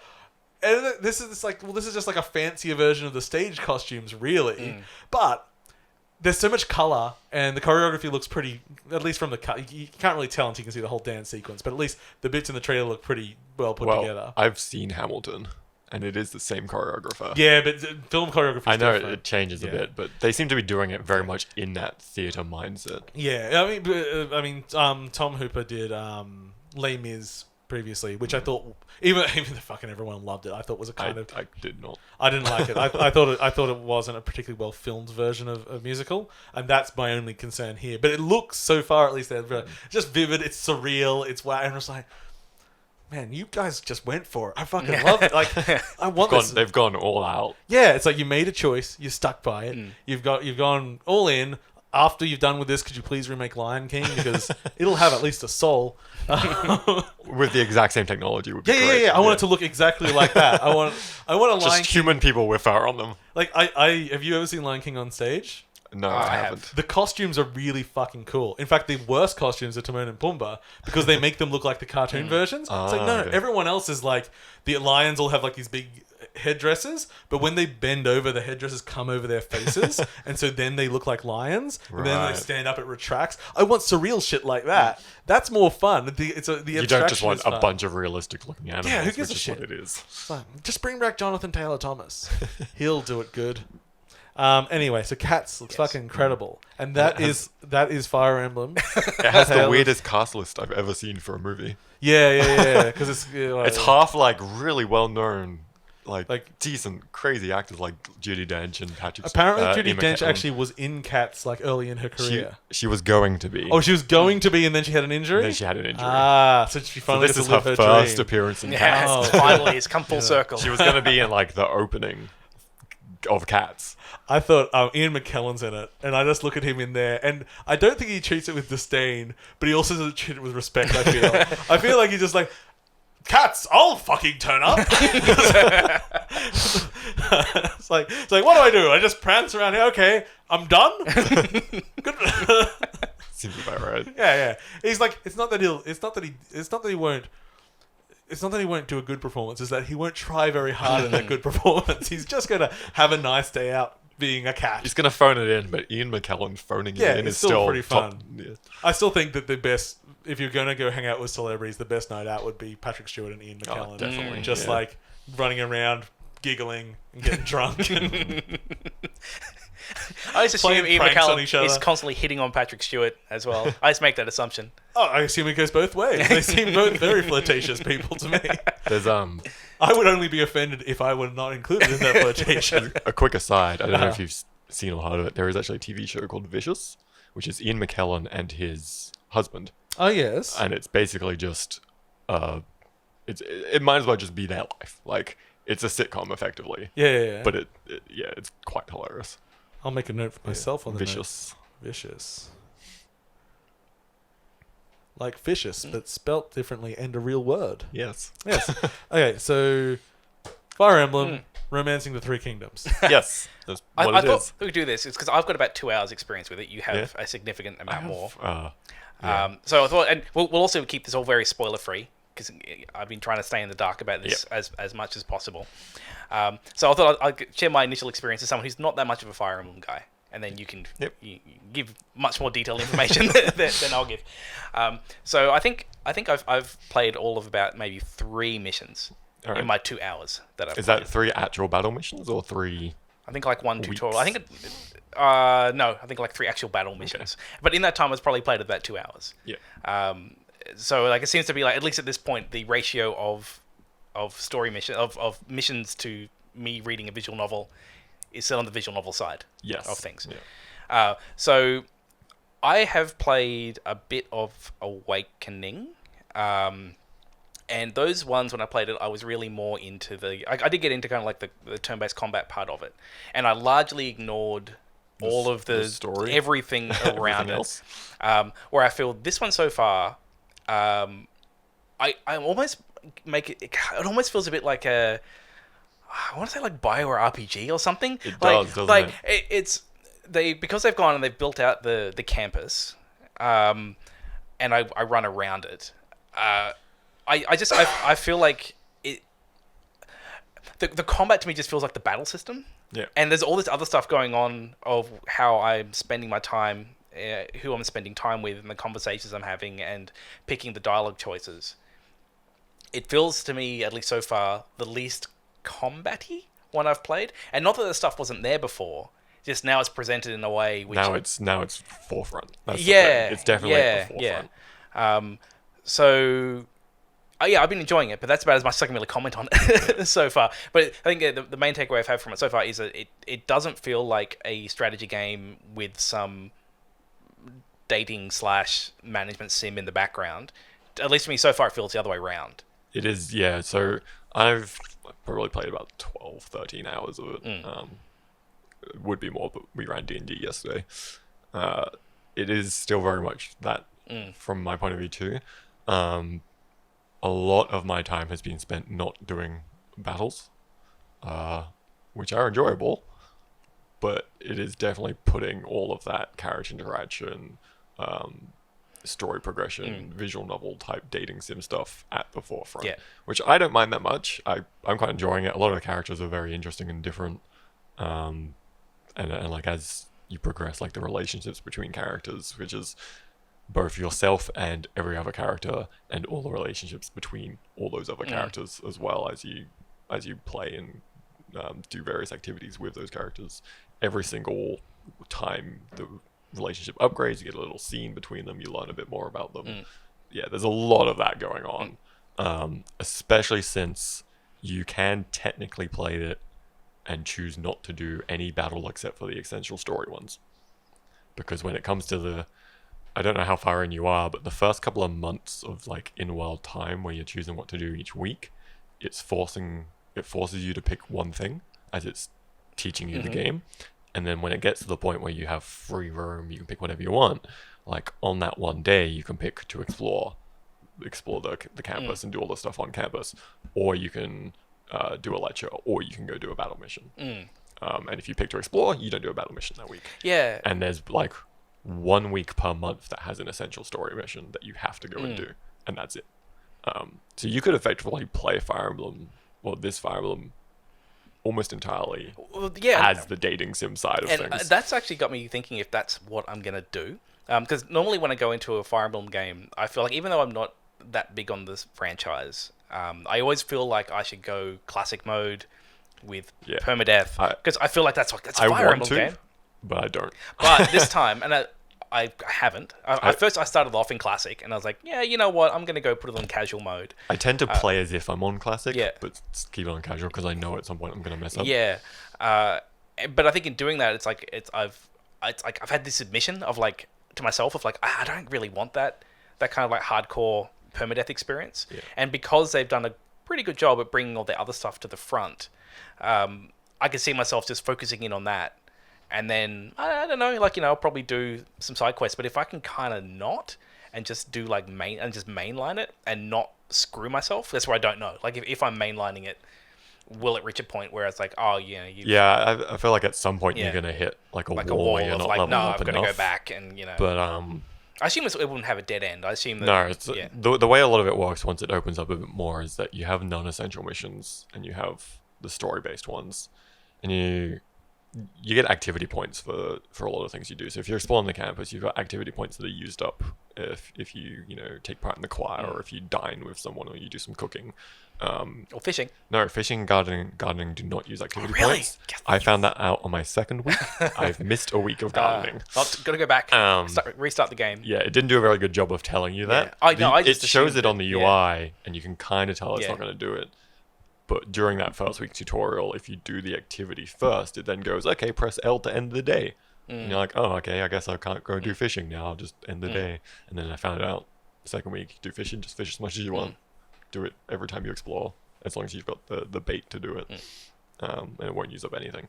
But the combat battles also have activity points. And when you're in casual mode, there's like side quest, non-essential battles that you can repeat that don't use up activity points. So you can use that if you're in hardcore mode, that'll use up your... So to start off with it, you get one battle point, as it were. So you can do one fight. But if you're in casual, there's a fight that you can just repeat and it doesn't use it up. So you can kind of just do the grind to level up. Yeah. And I actually... I did it 3 times the very first time I encountered it, and actually over-leveled slightly for the main mission. And it is the exact same fight every time. So, once you've done it once, you can kind of know how to do the strategy. Okay. I kind of thought that if they had that kind of thing in there, it'd be nice if it was more of like initially there was a random thing or something. The very first time you get to choose, there's 2 of those plus 1 that uses up an activity point. So like there's some variance, and I imagine the more you do, it does start to open up. You start to get more available to you as you're progressing through the story, and things start to open up a bit more. So there's enough variance there. But yeah, if you are only doing the essential missions and then stopping to grind when you need to, then there will be some repetitiveness, but that's what grinding is, I guess. So if you've played it, it's about, say, 12, 13 hours or whatever, have you gone in and turned off battles yet? I have not. Yeah, I enjoy them way too much. That was something that kind of surprised me, because I thought I'd pretty much immediately just go in. I usually would. Yeah, but even if you're just holding down the button to fast forward through them, it's like, it's actually, They're enjoyable. Like, you can argue that they all look the same, but I like that it essentially looks like Fire Emblem Warriors. Like when it zooms in on an individual fight, it's like, especially if you've got, once you unlock having the garrisons, or whatever they're called, which is the groups of people you assign to each hero, they're all there in each combat as well. So it looks like 2 armies, like little armies facing off against each other. It's actually quite cool. Kind of on the sidelines. I quite enjoy watching it. So I haven't turned it off supposedly not turning it off will probably add like 10 hours to Oh, really? your total gameplay. Maybe I should But turn it off. I'm also playing with the auto advanced on conversations, Yeah. and every time I hit a conversation, I basically put the controller down and Yeah. just let it No, play I out. also do that the same. And it seems like when you go auto advance, the pacing of it's pretty good. Yeah, Like so they've it's really all got that. it's all matching to the voice acting, Yeah. and it just goes to the next line when someone's finished saying their thing. The voice acting is solid. Yeah. Like Yeah, I was like, really well done. I did think, like, oh yeah, well, I go put this in Japanese because generally that'll give you the better Usually it's better, experience. but But no, the English, it's yeah, actually English voice it's is pretty actually good. Yeah. really well done. And So every character is very different, and there's a lot of them. So which house? I chose Black Eagles. Mm. I was going to pick Black Eagles before I even got the game. I knew that's the one I wanted to go for. But when I did actually start playing, and you start to meet some of the other characters before your choice, I then went, oh, maybe I won't. Because some of these other characters are actually quite interesting to me, and I kind of want to know where their story goes. I am likely to do 3 playthroughs of this, one for each house. Supposedly, I've heard there's actually a 4th line you can take at one point, which ends up the story taking you not aligned with any of the 3 houses. Okay. Supposedly. But I don't know if that's true or not. Yeah. But I am far enough in now, and I won't spoil, but I'm far enough in to kind of see where the story's heading. We all know there's a time skip at one point. That's just part of the way That's they a Fire advertise Emblem it. thing. Yeah. At some point, there's going to be a time skip, and you'll continue playing like the second half of the game. But which of your students will you romance? I already know that one. I'm well ahead on that one. I know what you do, and I find it very off-putting.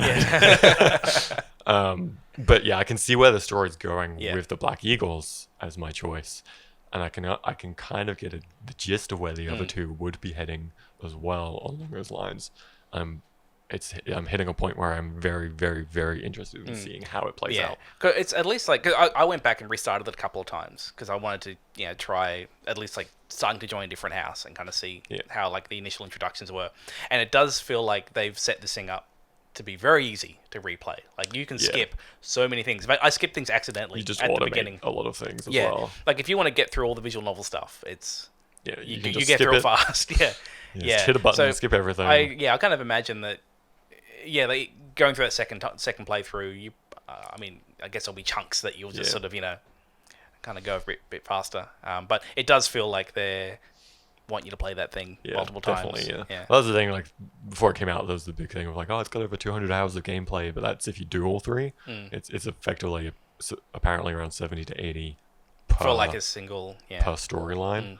And I imagine those storylines are mostly similar before you get to the time skip. Yeah. Like they're going to be, it's effectively the same thing, just with different students, different characters that you're interacting You probably with. learning more about. Learning more about the individual house students. But other than that, the actual gameplay is going to be mostly the same. Some of the missions are probably going to be different based on some things that happen. One house gets sent to do one thing, another house gets sent to do something else. So I don't know how much variance there'll be there, but interested in finding out for sure. But yeah, but considering I was so set in what I wanted to go with, the fact that once I got into it, there was enough of a compelling reason to kind of make me stop and think, oh, maybe I will pick something different to start with. Yeah, I'm still, because I'm still so early, I'm still a little undecided about. In fact, I might go back and just try a different house just to kind of see. The how one it thing goes. that got me is that and I know it got a couple of people I've been talking to as well, is that there's a point real early on after you do the very first tutorial fight, and it goes, which empire do you Oh want? yeah. And I thought that was the choice. Yeah, I'm like, yeah. I haven't met any of the Yeah. people. I don't know anything about them. The choice is the empire names, not the house names. So I can actually remember which was Yeah. which. I'm like, I thought as well when I why hit are they that, making me choose Like, before I know this anything? seems important right So now. I picked the one that I went and looked up the name of the empire that I Yeah. wanted, picked that one, and it was like, you've got a better relationship with that person. And I'm like, was that the choice? I don't know if that was the choice. And then you get to the camp and it goes, which house do you want? I'm like, oh, okay, I didn't actually pick. Now I can pick. Yeah, and yeah. Now I've actually talked to all Yeah, the you can go. students. Yeah. Yeah. It was weird that they kind of presented that and didn't tell you that for a game that's very much, you get to choose which one, and then not tell you that. Yeah. Like, you know, hey, by the way, this doesn't choose matter. one of these 3, but it's not the actual Yeah. choice. It's very weird. Something that I don't like so much is playing in handheld, that text is tiny. Yeah, Like, it I feels- started in handheld and immediately got it. Yeah. And it's beautiful on the TV. Yeah, It's gorgeous. I don't know why But that text the isn't just UI a is little not bit bigger. Like, scaled it's right. fine. You can look at it, Yeah. but I do have to. And even is- Cheryl started playing it. She was like, "Can you change the size of the text?" I'm like, "I wish you could," Yeah. because it feels like this is made for TV. The second game on my list, DQ Builders 2, has that issue too. Like, the UI is not made for Yeah. handheld at all.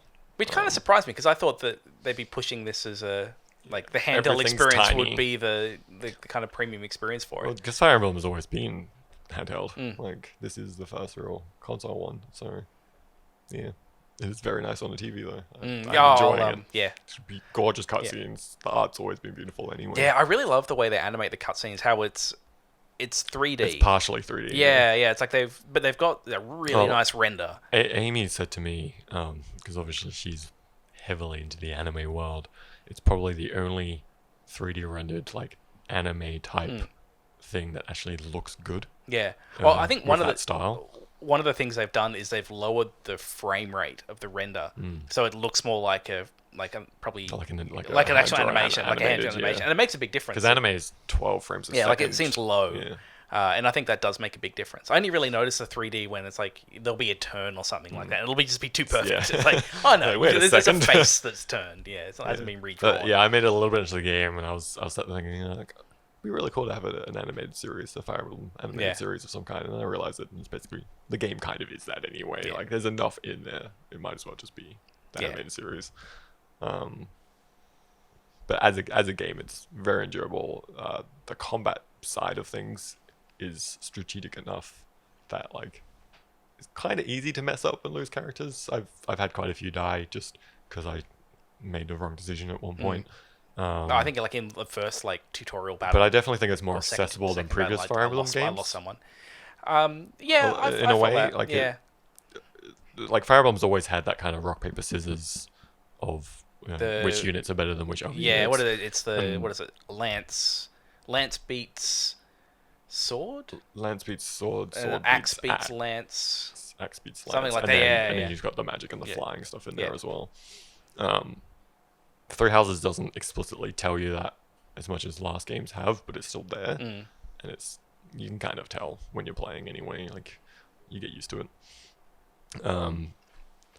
I do have an issue with all of the equipment side of things. This is the first Fire Emblem game to not have an auto-equip button, where you can just press a button and it goes, okay, I've put all the best items for your characters onto those characters based on what they use.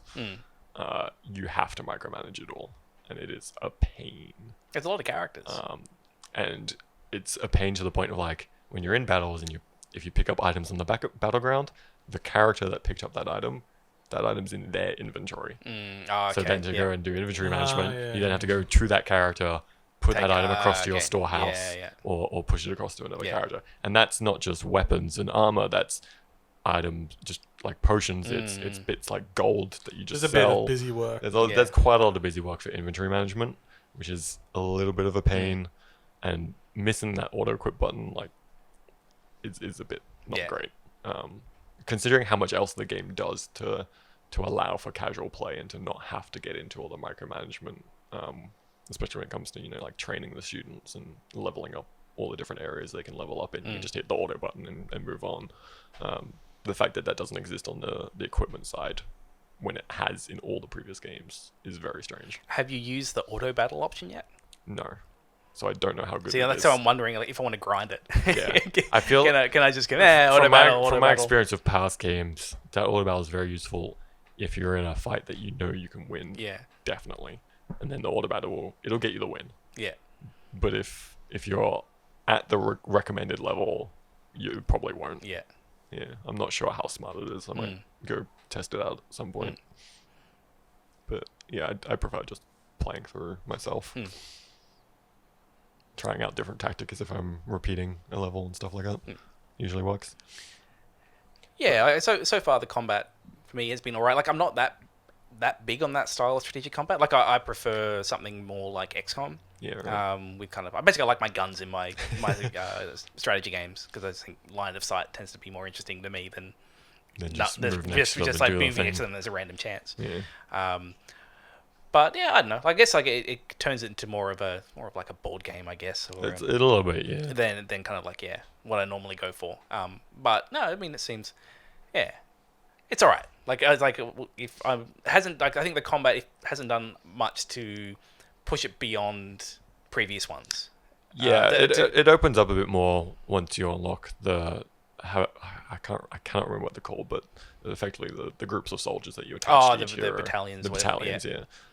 It opens up a bit more because every battalion there's this thing called a gambit, and what it does is based on the battalion you have equipped, and it's like a special attack with that battalion. They all have various things, so it's stuff like it'll hit 3 units in a row, and if it hits, none of those 3 units can move on the next turn. Oh, okay. You've got stuff like it'll hit 3 units in a row horizontally in front of you, and if it hits, they can't move. You've got ones that push back an enemy. You've got ones that pull an enemy towards you. So the strategic side of things opens up a lot more once you get. That hasn't been in other Final Fantasy. No, other Fire Emblem Fire games. Emblem's always just been like this is your character. So there's a bit of actual like moving around. So the strategic side once it opens up is a lot more. Okay, there's a lot more around battle placement as well as who's attacking who, and like it gets to the point as well where like the order in which you attack certain units and do certain moves affects it as well. Especially with the gambits. If you use a gambit and you've got allies within offensive range, it ups like the chance and the attack and stuff of that gambit.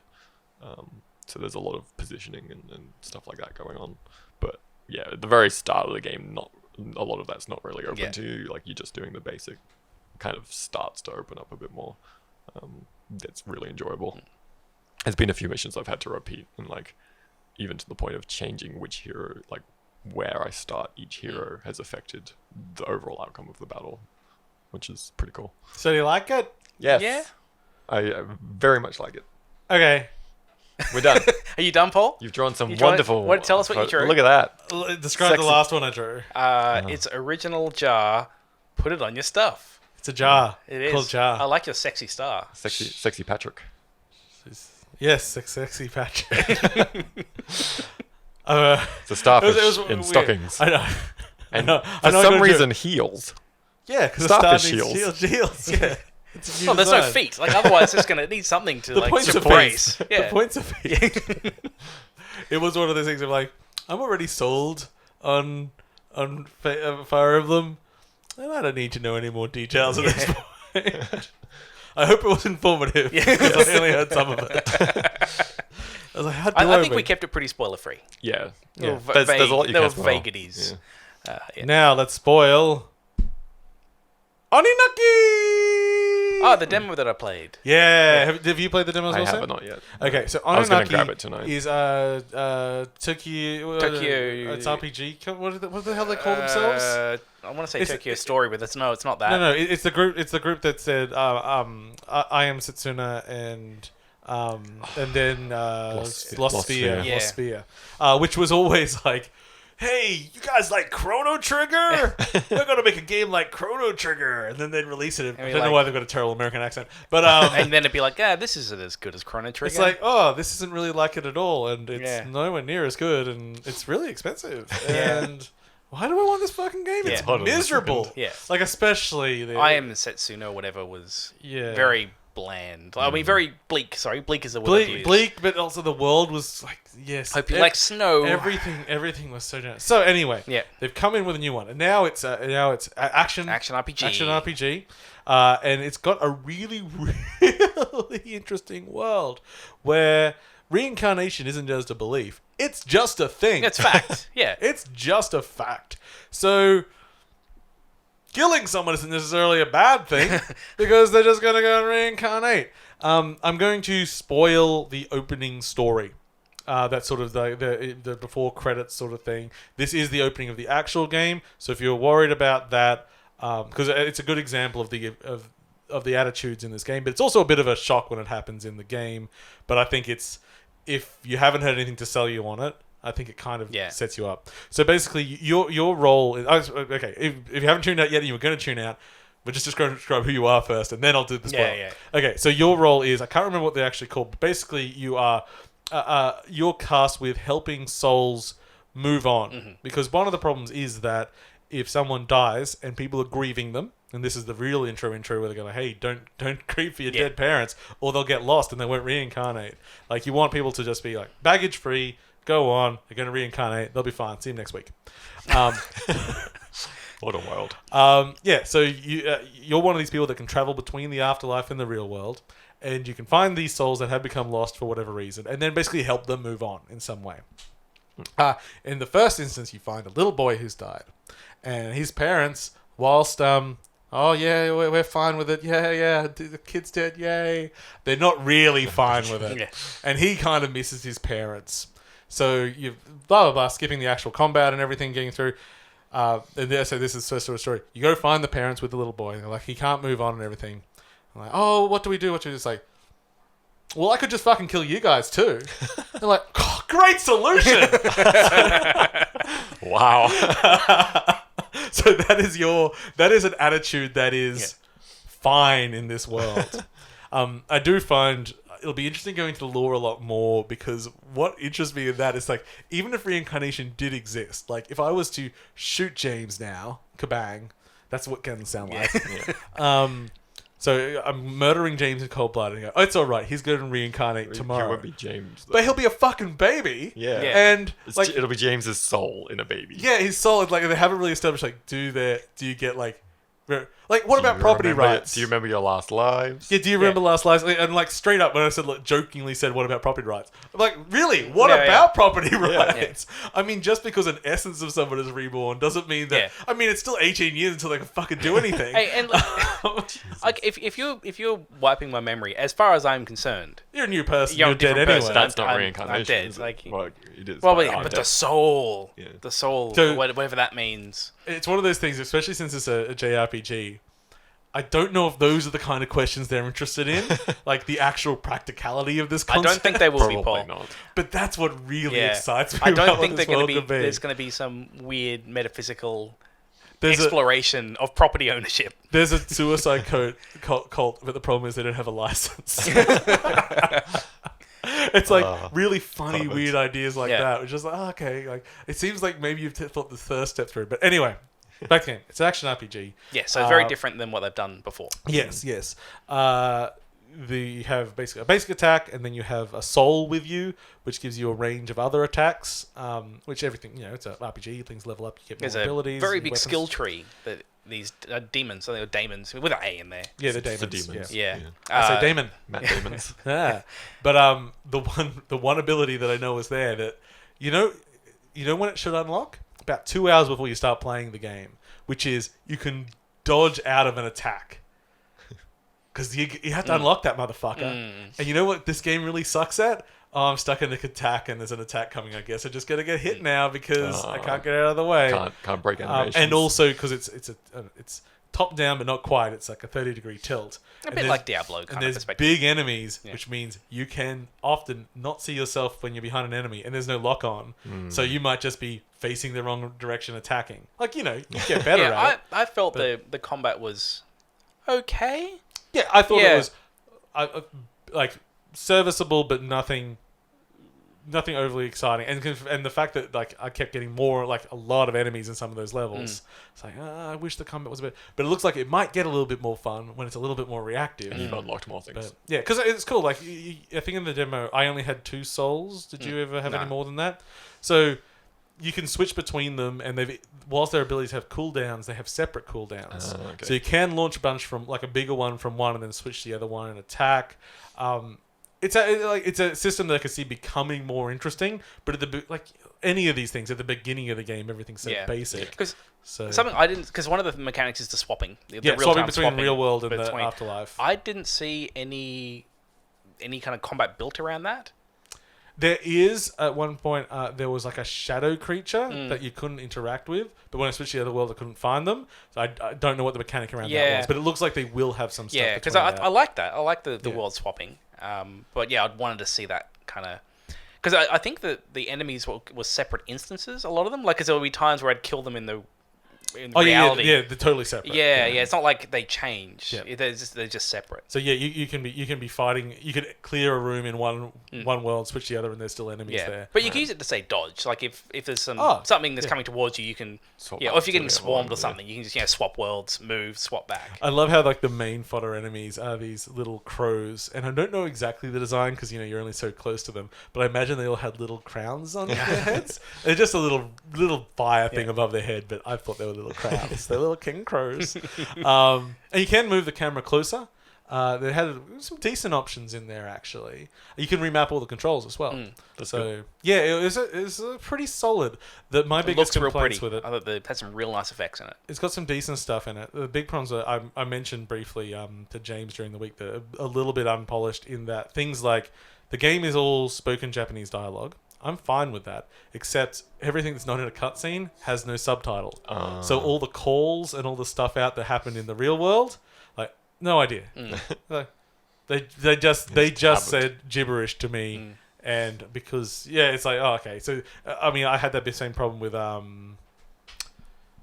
Xenoblade on the Switch as well. Like you'd just be running, like the Japanese dialogue sounded better, but you also didn't know what the hell anyone said when you were running around the overworld. So, okay, thanks guys. Didn't really think and when it's the only option to have Japanese dialogue, it's like, okay, you gotta meet me halfway here. You gotta let me know what's going on.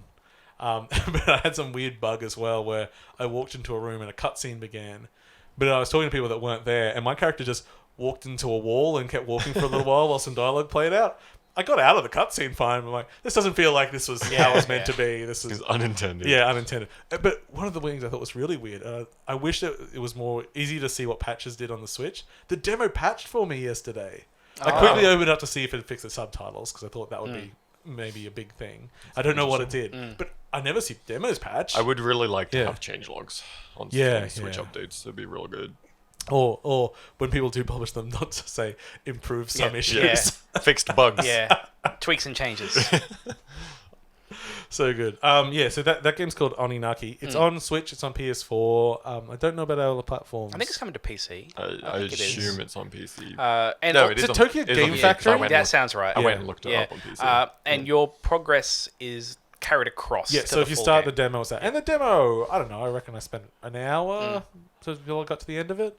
So for what it's worth, it'll be carried across. Yeah, but I think it's also a full price game, and there's a few things I want to see how deep it can get before I'm ready. Because at the moment, it feels like a pretty shallow combat experience. If it can get better, and that's I think sometimes the problem with doing a demo that's the beginning of a game. It's like beginning of the game is often the most boring place, especially in an RPG. Can you just put it, maybe an hour in, or boost the abilities or something? But then they say, oh, they want to continue progress. It's like. Give me something that's a tease. It's a tease of what the game can become. Do we basically just become a world-switching superhero with all these wild abilities? You probably do, frankly, because you can have 4 of these demons active on you at once. Each of them can have, I think, 5 abilities mapped at once. And 4 all or with 5. their own skill tree. Yeah, which are all attached to a different weapon that you have. So when you switch the demon, you switch your weapon as well. Right. So it's like, that's actually a fuckload of things that could be going on. Yeah, but in the demo, it's like all the demons only have 1 power. You only have the access then to those 2 weapons that they're attached to. So most of the buttons, whilst they have mappings, don't do anything yet. I understand it'll be too complex to give me everything, but maybe just show me. Like, that thing where you go like, oh, I'm having a dream, and suddenly you're playing like another character who's super powered, and you just walk. It's like, give me that. Let me see what. Just let me button mash and see what weird shit does that's in an overpowered situation, just so I can understand what this has. Space. Like a little playground. Yeah. So just here's everything that we're going to I think it had like a battle mode, didn't it? I didn't notice that. Yeah, I think on the main screen. Yeah, so it had an actual combat focused mode. I think like it's a really interesting world. It looks nice. The combat is serviceable with the potential to be more interesting. As you said, big skill tree, but just a few questions before I'm going to go throw $70-$80 at it. I'm glad they're not making another turn-based RPG. Yeah, because they're not the best at that. I love how the last 2 were really like, it's Chrono Trigger. It's not. Yeah, but this one I think has the Chrono Trigger director on it. It's definitely nothing not like Chrono Trigger, but he's actually here. I'm not sure about that, but I think I just heard that in a rumor thing somewhere. or just someone discussing it. They may not have known what they were talking about. either. Maybe he showed up and went, "You guys are bad at making Chrono Trigger. Let's do something Yeah, else." stop trying to make it. Yeah, it's like Chrono Trigger exists. It was Right. also a product of its time. It's Yeah. like maybe just leave that and just try to do something real good. Yeah. Okay. Now let's ask James. Let Yes. us talk about the game we've been playing today. Wolfenstein Youngblood. Youngblood. That's our, of course, very Yeah. sensitive Yerman impressions. Of course, we play Jess and Sophia. Yeah, Sophia. Yeah. Is that Yes, I Sophia? think- Sophia? yeah. Something like that. BJ's daughters, Hmm. and we have time skip. So if they're BJ's daughters, does that Uh-huh. make them Keens? It's all mixed up now. Yeah, because I don't it's know what it- I don't, it's that family tree's it's gone weird. BJ and then Keen and then Doom Guy. What's the I think Keen was supposed to be BJ's son. grandson? Was it grandson? I'm not I sure. think it's So grandson. maybe these are Timelines. Keen's parent. One of them maybe is Keen's parents. Maybe Yeah, you'll I find think out. I think I Yeah. looked through it once, and I think my thing was that they're supposed to be his siblings, but Maybe it's part of the storyline. I don't- really hope. Oh oh, god, it would be fucking amazing if it was. Finally make it properly get that canonical. id verse. Just So we've skipped to the liberation of America. yes. America is now Nazi free. Yeah. But Doesn't look like it's doing so well, but yeah, it's it's recuperating. Yeah. But BJ has gone missing, and you as his now teenage, young adult, Yeah. older teenage, I guess. Where were we? I think they're like I reckon they're 18 for cosplay requirements. yeah, because it's 20 years I think after, so it must be about 20. I think it's about 20 years, maybe a bit less actually.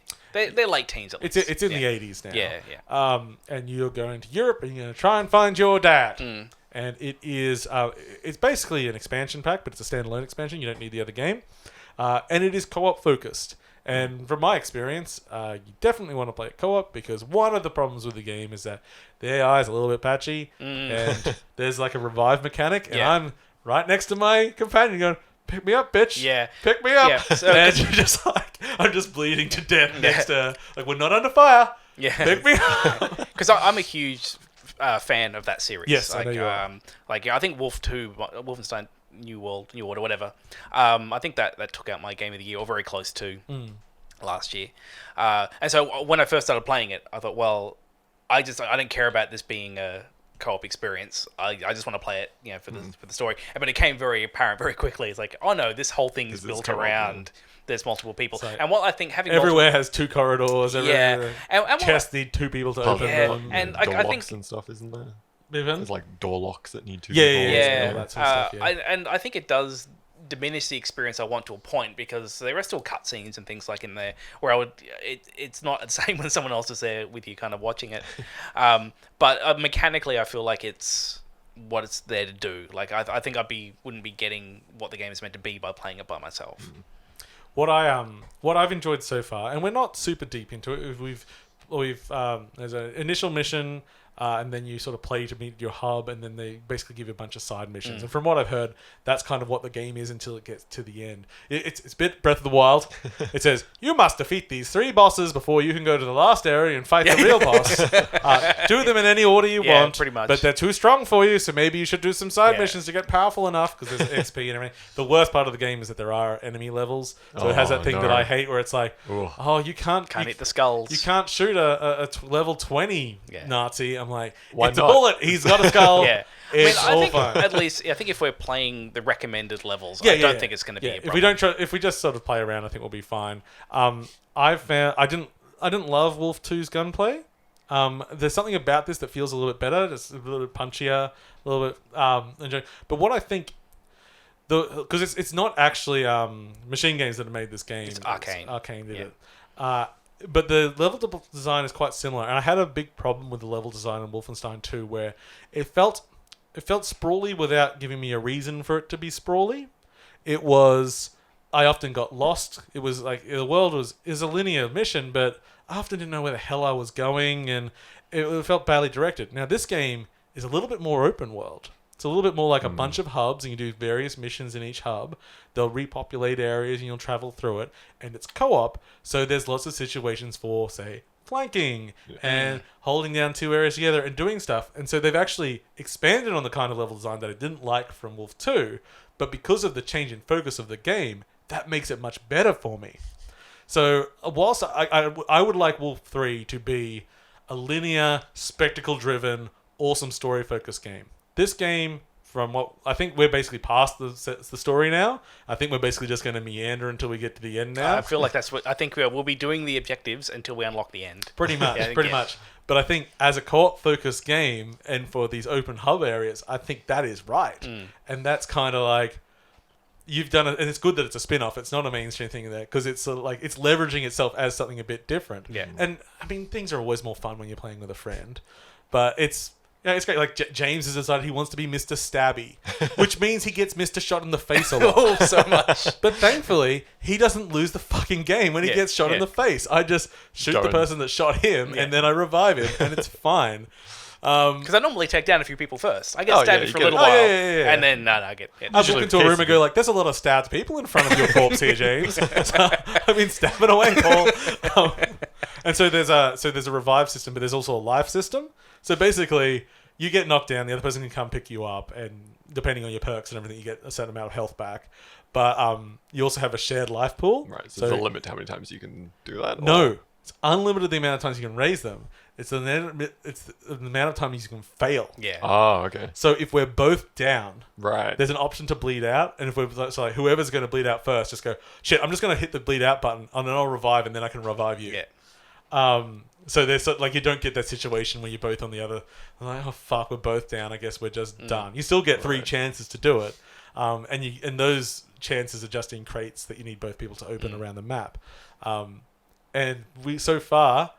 We generally have the 3 lives as a backup. That's a good way to handle it. Yeah. We have lost a couple of them. And the checkpointing, at least early on, the checkpointing was It's been pretty good. decent for just... And the whole idea in Wolf of like, basically an area there's like a commander, an alarm goes off and people start filing in. When it's an even more open world thing, there are areas where we're just running, there's some Nazis up ahead, we're having fun shooting them. Yeah. And then suddenly I turn around and there's all these like super heavy armored, like heavy laser people. I'm like, I actually can't beat the fire. Yeah. I'm running away and James is like working on a rooftop trying to get down. And I really, really think that they've found a different stride with this one. And I really like it. I think it's fun so far. It reminded me of the game we're playing. I mentioned we're playing it before. The zombie one. The zombie one we were playing. Slipped my mind. I don't remember you talking about a zombie game. Oh, a Dying Light. Dying Light. Light. Yeah, it reminded me of that. Where it's... We're kind of exploring the world a little bit, but it's really like, I got some missions. We're going to go off and do some missions, and then we're kind of done. Let's go get some more. I mean, I like that when we headed out, there was like 2 objectives that we had, and we could just do them both. Like it's like, we're going to the hospital and we're going to kill an engineer. They added one while we were out. They said, load into one mission at a time. Yeah. We're just doing a thing, and they're just like, oh, by the way, we've just heard that there's this high level enemy nearby. If you could kill him, that'd be great. If you felt like it, Yeah, and that's sort of that's good. It's not quite a living game, but it's not just a linear whatever game. It's nicely in the middle, which I think, especially for an experience for James and I to play through, that's kind of cool. Like it's kind of scratching my action RPG progression itch, but it's not like so far down that rabbit hole that Paul hates it. Yeah, exactly. Because if it goes too much, then I just get lost stuff. Yeah. Like Dying Light and I was the one that ended up running ahead in Dying Light and pissing everyone off because I got that grappling hook too early. What? It's like, let's race there. I go, okay. Just gravel hook across. It's like, fuck you, Paul. Dying Light 2 is going to be so good, hopefully. But I think it's really fun so far. I'm glad it's a budget title as well. It's a bit cheaper as well. So like, as much as I would love Wolfenstein 3, I'm excited for whatever that ends up being. I hear that this is the end of this. Doesn't tell you what it's going to be, but it opens up a possibility space, which means like Wolfenstein 3 could be a bunch of things. So I'm imagining Wolfenstein 3 is going to be next gen, and it's going to be big and impressive and look very expensive. Yeah, because I'm cool with it being this is like Wolfenstein 2 Episode 1. Yeah, kind of. Yeah. Because I'm cool with it being in the 80s. I like the 60s thing was cool. I think this is like, I really like the aesthetic. The one thing that I thought they haven't leveraged yet is that it's in the 80s, and so far I don't think they're going to do it, but they have explored the possibility of a neon Nazi. Why not? It writes itself. They're saving that gold for Wolf 3. That's just going to be the subtitle. Wolf 3 Neon Nazi. I am real. Like, I have no reason to think this is the blood dragon of Wolfenstein. This isn't. Yeah, it isn't a spoiler because I have no reason to think it's true, but I really think Wolf 3 is going to have time travel.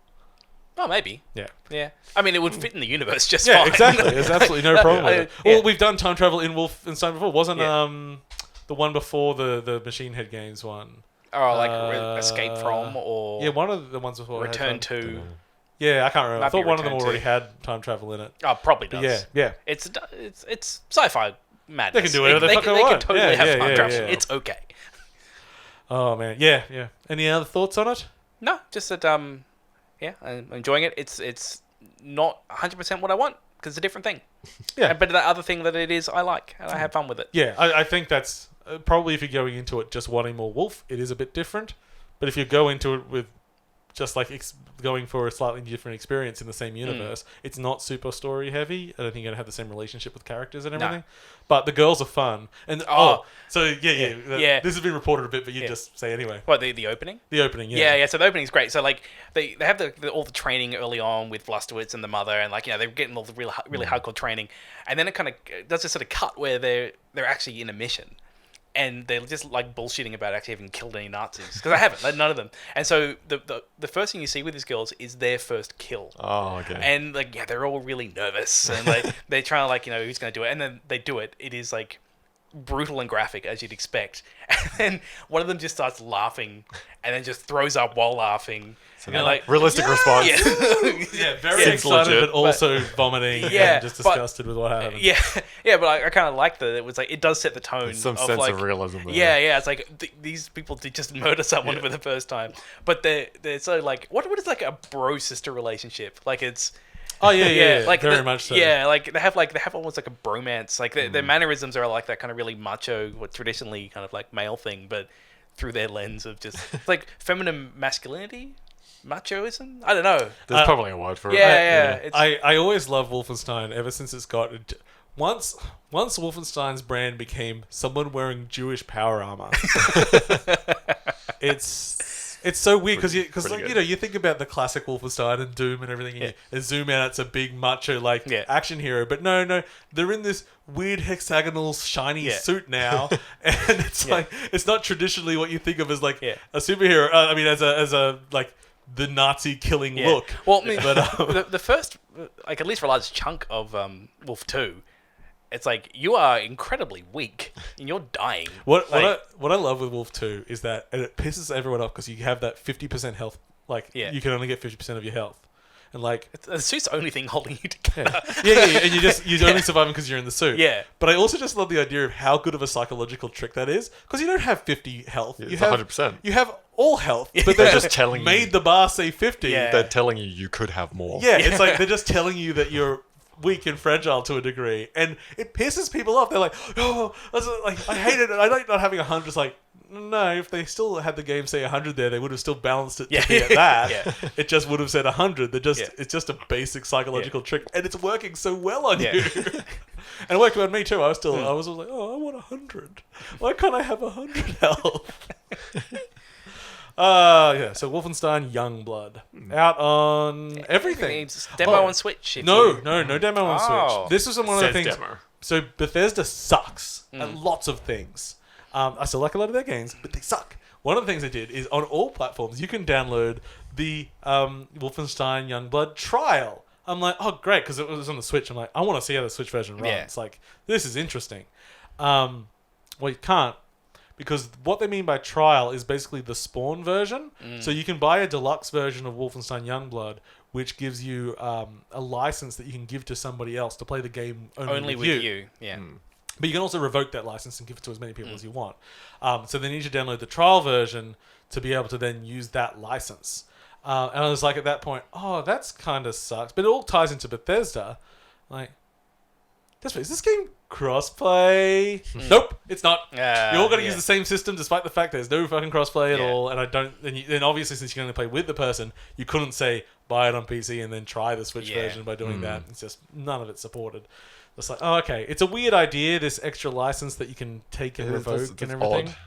I mean, I can imagine if It's like really, old StarCraft. if we thought about it before, Sell 2 copies. Yeah, but it's cheaper to buy. It's cheap. Like it's cheaper to buy It's in that the- than it it's is to in buy like 2 a copies. mid-range. Yeah, I think it's Yeah. like an extra $30. I think it was even cheaper than that. I think Maybe it was only $20 maybe extra. it's less than that. Because like if we had played it beforehand, I might have said, "Hey James, buy the deluxe version," and we'll split the cost. Yeah. Because I'm only going to play. We're it only going to play it together. So it wouldn't matter. Yeah. So if you do have a buddy to play it with, it's like, it is not a bad option, but it's weird messaging. And Bethesda did a shit job. I wonder if messaging putting it up as a demo on like the Switch and the PS4 where it's listed as a demo is just the easiest way to get something downloadable for free on there. But even their chosen text still says trial. It's like they could just say buddy download or something. Because they have buddy pass. Because there's another game that had a similar thing that has had much better branding on it. Can't remember what it was. Doesn't matter. Yeah, cool. So Wolfenstein Youngblood. Yeah. Okay, we're getting close to when we should probably be wrapping up. Let us. What's most exciting to talk about, people? I don't know. So okay, James and I both played the beta of Gears of War 5, or just Gears 5. Color edition. Yeah. I played through the tutorial and then had to leave. So I played through the tutorial and then gave the multiplayer some go. So let's talk about the tutorial. Yeah. We'll go to the actual mod because that'll be the interesting thing. The tutorial was fine. So on PC, looked really nice, ran really well. Ran super smooth. The tutorial really made me think like, man, you guys played games 10 years ago. Why does this tutorial take... I reckon it took 20 minutes to get through. It was long. Like, we're going to give you like a different... Like, it was almost like... For the fifth game in a series. Yeah, like Titanfall 2, like the factory level, where it's all like reconfiguring like that. You're going through, it's like, now let's bring up the how to jump over a box stage. Like, I actually just jumped over a box. Yeah, it happened. I got just scared here. Can we just keep going? And it just filters out everything one by one with character dialogue between everything. I'm like, okay, like I didn't mind it. You put in there was effort. You had to do it before you could play multiplayer, and I was like, look, guys. I get it, and you've put in a lot of work. Like this is literally this is like 6 months of a small team's work. It was also they did pitch this thing as a graphics test. Oh yeah. So I mean, it could have been partially that. Like I guess. I didn't know it was a graphics test. I thought it would have been a networking test. But yeah, like it looked good. It played fine. But boy, is that tutorial long. Yeah. I mean, I didn't I was alright with it. They would because I had like a limited amount of time. Hence me, I never got into a game. Yeah. I'm like, I'll just get this before I go out. Come on. So anyway, tutorial's fine. It's bright and colourful, and there's lots of blue and yellow. I liked that. And then there's multiplayer as well, the 5v5. I have not played much Gears of War multiplayer. I don't think I've played much Gears of War since we played Gears of War 2. Yeah, because we tried 3, but we fell off it. We didn't really get into it. I always like when there is a different take on competitive shooters that's not as much about Twitch. And that's what I feel this is. While there is aiming and shooting and things like that, being Gears, you don't move that fast, and you tend to hunker down behind cover. And so when playing with other people, the decisions I was making to fight the other team was less about me trying to be twitchy and shoot them in the head, and more about, I can see the team's going over there. I'm going to try and get around and flank. Do I want to run across here because there might be someone watching over there? Because you still go down reasonably quickly if someone gets a beat on you. Yeah. And so it was just a very different experience than I was used to from just playing, Destiny PvP or something like that. You're playing it a lot more like defensively almost, but more just strategically. It's sort of like, I know where this team is. Like I can see some of my buddies are down there. I'm going to go try and flank over here to try and because I can see they're under fire. Because if you're under fire, you can hide behind cover and you're not really going to take too much damage. But maybe they're going to run up with a shotgun. But then I can shoot them from the flank. Like these are the decisions that I was making. And I liked that I did a lot better. Like normally, when I jump into these kinds of things, especially I haven't played it before, you're going to be sitting down somewhere low on the. But jumping into this, I was actually up quite. In fact, I think I had the highest points on my team, probably because I wasn't trying to be shooty. I was actually trying to be more strategic about how I approached it, and I like that. Like it was a kind of a different kind of experience than I was used to. I could see this actually with a group of friends on mic could be super fun. I think the thing that is going to be the strongest thing about the launch of Gears 5, which it is officially called, is that it's Game Pass. Oh, yeah. So whilst I would not go and buy a new Gears game these days, just because I've been out of the ecosystem for a long time, I have a day one at the moment. Yeah. And I can get in on that multiplayer on day one, and we can play through the campaign together, and it's $5 a month. Yeah. And at the moment, it's just like, Yeah, it's going to change a little bit of the ecosystem because the day one won't be just the Gears fans. It will be anyone that's on who wants Games to give it a Pass, go. which means a wider range of abilities. Better matchmaking because there's going to be more people there. Because that's the thing. It's like once it started becoming popular, there are people that are hardcore into Gears multiplayer. And I can see why. I don't want to play against them. Like, it's offering a very unique experience. I can see why they are, having played it. It's a more deliberate sort of shooter style. And the thing is, that kind of appeals to me in many ways. But also, I don't want to play against people that have thousands of hours. Yes. I want to play against someone that's like, oh yeah, I played Gears 2 10 years ago. I was just pleasantly surprised at how solid it was. Nice color. It was, and then just they're in such a good position at the moment. I think at the moment, whilst I undoubtedly will just be playing everything next generation as well as I generally try to play everything, I am just really on board with Microsoft's attitude at the moment. There's a good chance come next gen that I might swipe back as my dominant console platform to being more Microsoft again. I can just see if they've got me heavily bought into Game Pass, which they're currently doing a very good job at. I can see myself going. Well, when I say buy back into Microsoft next gen, I mean just playing stuff on my PC because that's what an Xbox is going to be next generation. Well, that's the thing. It's like I'm probably going to get a new video card later this year, maybe early next year or something. New video card, invest in because I still use 360 controllers primarily. Maybe even go for one of the elites. Maybe really splurge out there, buddy. But then I've got like a really fucking good controller. I've got a powerful PC. I've got all of Microsoft stuff just there. And whilst I'll probably I may not buy whatever Scarlet is because I may not need it. You'll have a PC. But I will get. I'll probably, as long as the PSVR stuff continues being its current trend, I'll be like, oh well, maybe that's my VR. I've got my VR machine. Yeah. I've got my PC console, and I've got my handheld that can't plug into a fucking dock. The portable fun time machine. Yeah, exactly. That might be my balance. Also, I mean, it's an interesting landscape at the moment. But I'm happy that Microsoft is strong again. Yes. Because I feel like they've had a few weak years, I think. Yeah. Oh, yeah. Well, I think they're really ahead of the curve when it comes to this. At least like the giving me exclusives in a way that make me interested in the platform. Yeah. Like they've gone from being basically exclusives being absolutely nothing, and that's really like I think with the Xbox One, what exclusives have driving people to get that platform console. I mean, off the top of your head, what is the exciting exclusive on the Xbox One? I can't think of a single one. Yeah, but when I think that there are a few, but I don't think of them exclusive because of the PC. Yeah. That's a little bit unfair. Yeah. But I mean, like maybe the Horizons, the two Horizons. I was going to say more than that, but I'm like, no, I was not Forza. I like Horizon. Yeah. Because I'm not serious enough for proper Forza. So like, I really like the strategy. It's going to work on me, I reckon. They're just being positive, willing to work with people. They see the future of service based and they want to be positioned in that, but also not negating the fact that people still need hardware to run it and stuff, and playing a very strong game there.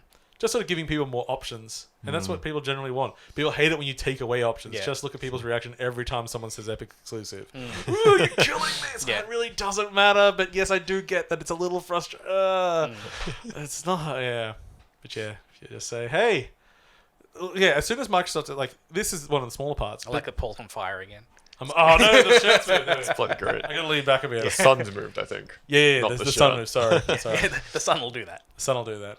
My son, no. The Earth is technically moving. But then it's technically moving. But the sun is also moving. Everything's in motion. Everything is moving. So I was almost pedantic, and then I stopped myself. The shirt is moving. For our frame of reference, the sun is moving. Actually, no, from our frame of reference, the shirt did move in reference to the sun. It didn't move in reference to the world, however. Paul, technically correct. The best kind of correct. When earlier this year, Microsoft said that they're going to put all their games on Steam again. And it's like... Why? Yeah. Oh, no. Why just for the options. Yes, just for the option. Yeah. Like, they still want people to use the fucking... It's like, they're just like, people want to do that, and they want the option, and we're not proud. We're not too proud for money. Yeah. Yeah. Considering it's not a lot of extra work for them. I assume that you'll still be logging into your Xbox account. Most likely. To play against games people on your that you Xbox. do anyway. Yeah. Already. So it's like, sure, you want to buy it on here? I think at this point, they just want people on them as a platform. Yeah. Same way you launch Assassin's Creed and it's just a good attitude. Yeah. Yeah. Brave New World. Anyway, we should probably wrap it up. I can make it very quick. Okay, go for it. Yes. Okay, I've been playing a lot of Dragon Quest Builders 2, more than I've currently played Fire Emblem, but only because of release date times. Okay. Yep. I can very much sum it up as if you like Dragon Quest Builders, it's that but better. That's They've all made I a want. lot of improvements. Yeah. But not all. I have a very small handful of complaints about it. One, there's a big deal being made about how the first game reset you, and how the second game doesn't reset you. But it kind of does. So the way it works is when you play through it and you start, you're waking up on this island. Yep. After the shipwreck, which is kind of like the demo intro as well. And you're on this island, you can do whatever you want. But the actual story chapters involves you sailing to a larger island to go and find people to bring back. And those story chapters are effectively the same as the chapters in the first one. They're quite long. There's a lot of quests to do and building. You're building up a town in those islands. You're learning new recipes. And then you bring some of the residents back to the main island. So the way it works is you go to a big island. You leave anything you've gathered on the main island behind. And you learn recipes on the new island as you Are do all the your quests. recipes reset when you go to the new island? Kind of. So you go to the first one. It's a farming island. Everything's about farming. The town's about farming. Okay, You then. learn how to farm. You learn all the farming recipes. Yeah, gotcha. And this one's like this You is learn all the snow wooden or whatever. doors. Yeah, You yeah. learn all the wooden buildings. You do that quest line. You come back with residents. You now have access to all those things on your hub island. And you get a little area in your hub island that goes, go here. You can do all that stuff. Here's some extra quests for you. But also you can go to this second island if you want. Second island is a mining town. It's all dirt and sand, metal. You don't have any of the recipes from the first island on the second island. You also don't have any of the stuff you collected before that point because you leave it behind. Yeah. So you're being reset. So you start off with... There's a few that you keep. Is it more a There's stuff you keep material like reset? medicines and foods and stuff. You Yeah. keep that kind of thing. What about But it's a tools? material thing. Tools are set throughout the whole thing. Okay, cool. No, because what really got me was that it was tools- 100% back to Yeah, dot. it's not a full and it's reset. like, yeah, and I couldn't... Like, I don't mind so much if it's like... But you still don't there's- have access to the previous stuff because you're learning the new ones and Yeah. you're using the new ones in that quest. 'Cause line. I don't mind if it's like, there's a new material now and I have to learn to make a Yeah, door again. that's pretty much what I it don't is, mind that yeah. so much. For me, the killer was... But it wasn't. It's not a full reset. Yeah, it's like I can't make food. Like I couldn't make something to eat, for Yeah. example. Like it was like 100%, Yeah, so taken like away. a lot of the core base stuff, like torches, bonfires, and like what food you can cook is all there. Yeah, but that's obviously the you go to main New thing. Island, Yeah. you don't have any uncooked food with you, so you still have to collect new stuff. Yeah, I'm okay with that. Yeah, so it's better, but it still works for what they're trying to do Yeah. with each story chapter. And yeah, the tools kind of act like the way the Breath of the Wild runes act. Once you unlock a tool, you just have it. Cool. Yeah, they don't degrade, do they? No, Yeah. they don't. Yeah, you have your hammer, you've got your weapon, and you just learn more weapons as you level up to be able to make newer ones, and that's fairly kept in track with where you are in the quest line, your level versus what you can make versus the materials you have access to. My other complaint about it, which is not a huge complaint, but it's just a little bit weird. So you have a secondary AI character with you the whole time. If you attack a monster, he attacks them too. If you swipe at a bush, he starts swiping at nearby bushes to collect the materials for you. Or if you break a rock, he'll start bashing rocks and collecting rock for you, like within a small area. The weapons you can make for him are specific to him, and they are better. And there's no reason to fight anything because you just let him do it all. So you don't actually have to interact with the combat of the game at all if you don't want to. Even the bits where you have to fight a group of enemies to progress the story, all your villagers fight. You can just stand back and let them do it.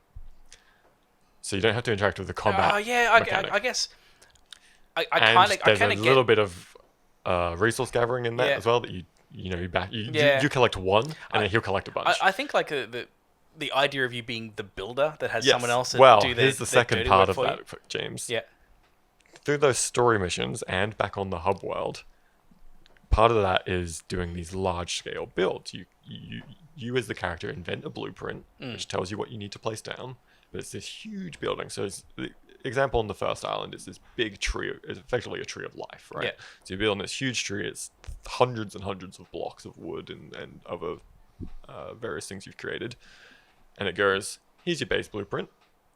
This is the first of 3 tiers of this blueprint. And your villagers go, put down 50 blocks for us, and then we'll watch what you're doing. We'll know how to do it. So you put down your 50 blocks, and they go, oh, that's awesome. That's easy. Oh, here we go. We've gathered every material you need to build this blueprint. We've put it in this chest, and we'll do it for you. And then you can just walk off, and they do the entire building. Your town does the whole building. So you don't even have to interact with the building part. Which is fine, because I don't want to place thousands of blocks by myself. Like, I kind of see that's a bit weird, but then I'm also not... And like, I'm not turned off by you're still someone. not guided in doing, how to... You're told how to build a bedroom by what to put in. You like shops, bedrooms, like all those smaller buildings But are still presumably, on if I you still to want to do. build a skull fortress, You still can. I can build my skull fortress. You're still very much the builder in the game. It's just, it's odd that they've made this decision that part of the core quest progress and progress through the game involves these huge scale things that just get done for you. And it's literally like, it would be okay if it was one or the other, where it was like, you still have to go and make all the things, but your villagers build it, or your villagers gather all the materials, but you build it. But it's both. They just go, here's a chest that's got everything in it, and we'll just do it. It almost feels like It's more of a city automated. builder at that point. What they could have done is just gone, here's a quick cutscene of them building it. And it just happens in real time instead.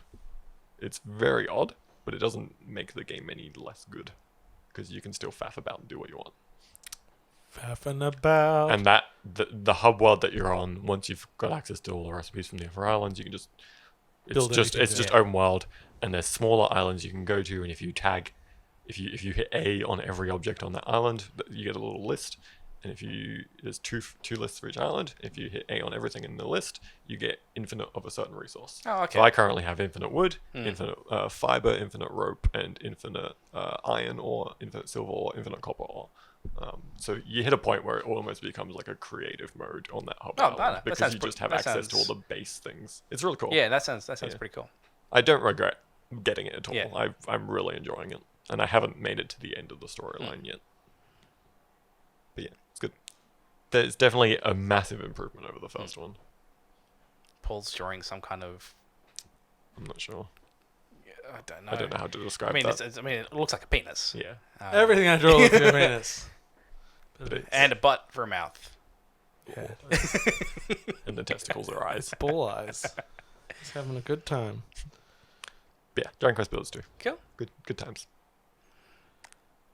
Oh, what were we talking about? Sorry. Done. So the game I've actually been playing the absolute most of for the last 2 weeks, and I'll be kind of quick about this. Is Final Fantasy 14? Yes, I have. Well, whilst I've been playing everything else, I've Yeah. had a stream up of someone I follow Yes. playing a lot of it. So I've been getting the itch to play a more traditional MMO for a while, and I have played some Final Fantasy 14 before, and I did like my time with it. And I had a bit of a look around at the free trial, and it used to be the free trial was 14 days or level 30. Now it's just level 30. Oh. Which is a lot of game. That's good. For me to hit level 30, I think took about 25 hours or something like that I played that thing for no money. And they also have a thing where if you join preferred servers, you get 100% XP buff. That's good. And that's up until level 70. Fast tracking you through all the old content. Yeah, basically. so you can just 100% play that game as a single player game. So I have just been doing nothing but the main story quests.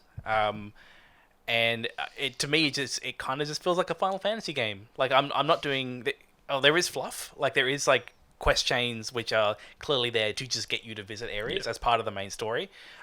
Those I now just skip through. Like as soon as I've realized there is going to be 3 fetch quests, I'm like, I do not care. Let's just get through this.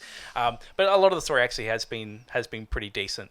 So yeah, I think it's been cool. I eventually got the game, like buying it, because Domino's was running. See, they did a that promotion. last year's expansion. They did it too. Yeah, where if you, I think it was $60, you'd get 3 pizzas and like a Pepsi and a garlic bread or whatever. You get effectively like the $35 delivery pizza stuff. And the whole game, like every expansion and a month of play. So yeah, that ended up being a pretty good deal. But yeah, I've been having a good time with that. I'm just keen to get to the expansion content because I hear it just keeps getting kind of better. It looks as you go along. real good. From what I've seen, this expansion is probably one of the better ones they've had. Yeah. I like the dungeons. I like the combat. I like the characters. I like the world. Yeah. Sometimes. So Paul should give it a go because Paul loves MMOs. They're all very good. And you get cute little pets. Yeah. And I have 2 cute little pets. you can be a bunny girl. Okay. I'm sold. Actually, you can be a bunny girl in Dragon Quest Builders as well. It's part of the whole storyline. Okay. Sweet. The mining town is basically Cooper PD. Well, since we keep talking, I bought WarioWare Gold. Oh yeah, yeah. It's those WarioWare games. You all in found one the thing. copy. Yeah, I found a copy Yeah. for cheap because I didn't want to pay full price. Is zero good? It's still, Actually, does the it hold one up? the one thing that's really it holds up. It's fucking Yeah. WarioWare. It just works. Yeah. So it's WarioWare, WarioWare Twisted, WarioWare Touch. I didn't know Twisted was in there, Yeah. I mean, I did get my Does old it copy have- of Twisted back. but there's no kind of haptic, is there? On There's no haptic, Yeah. no. But unfortunately, my cart, the vibration doesn't work anymore either. okay, yeah. So it's the same. Yeah. But what they've done is there's a new story, and it's because it's about Wario wants to make some money, as he always does. And he's like, esports, these idiots would play anything. As everyone, and it's all voiced, which is you normally don't have that much dialogue, but it's all dialogue.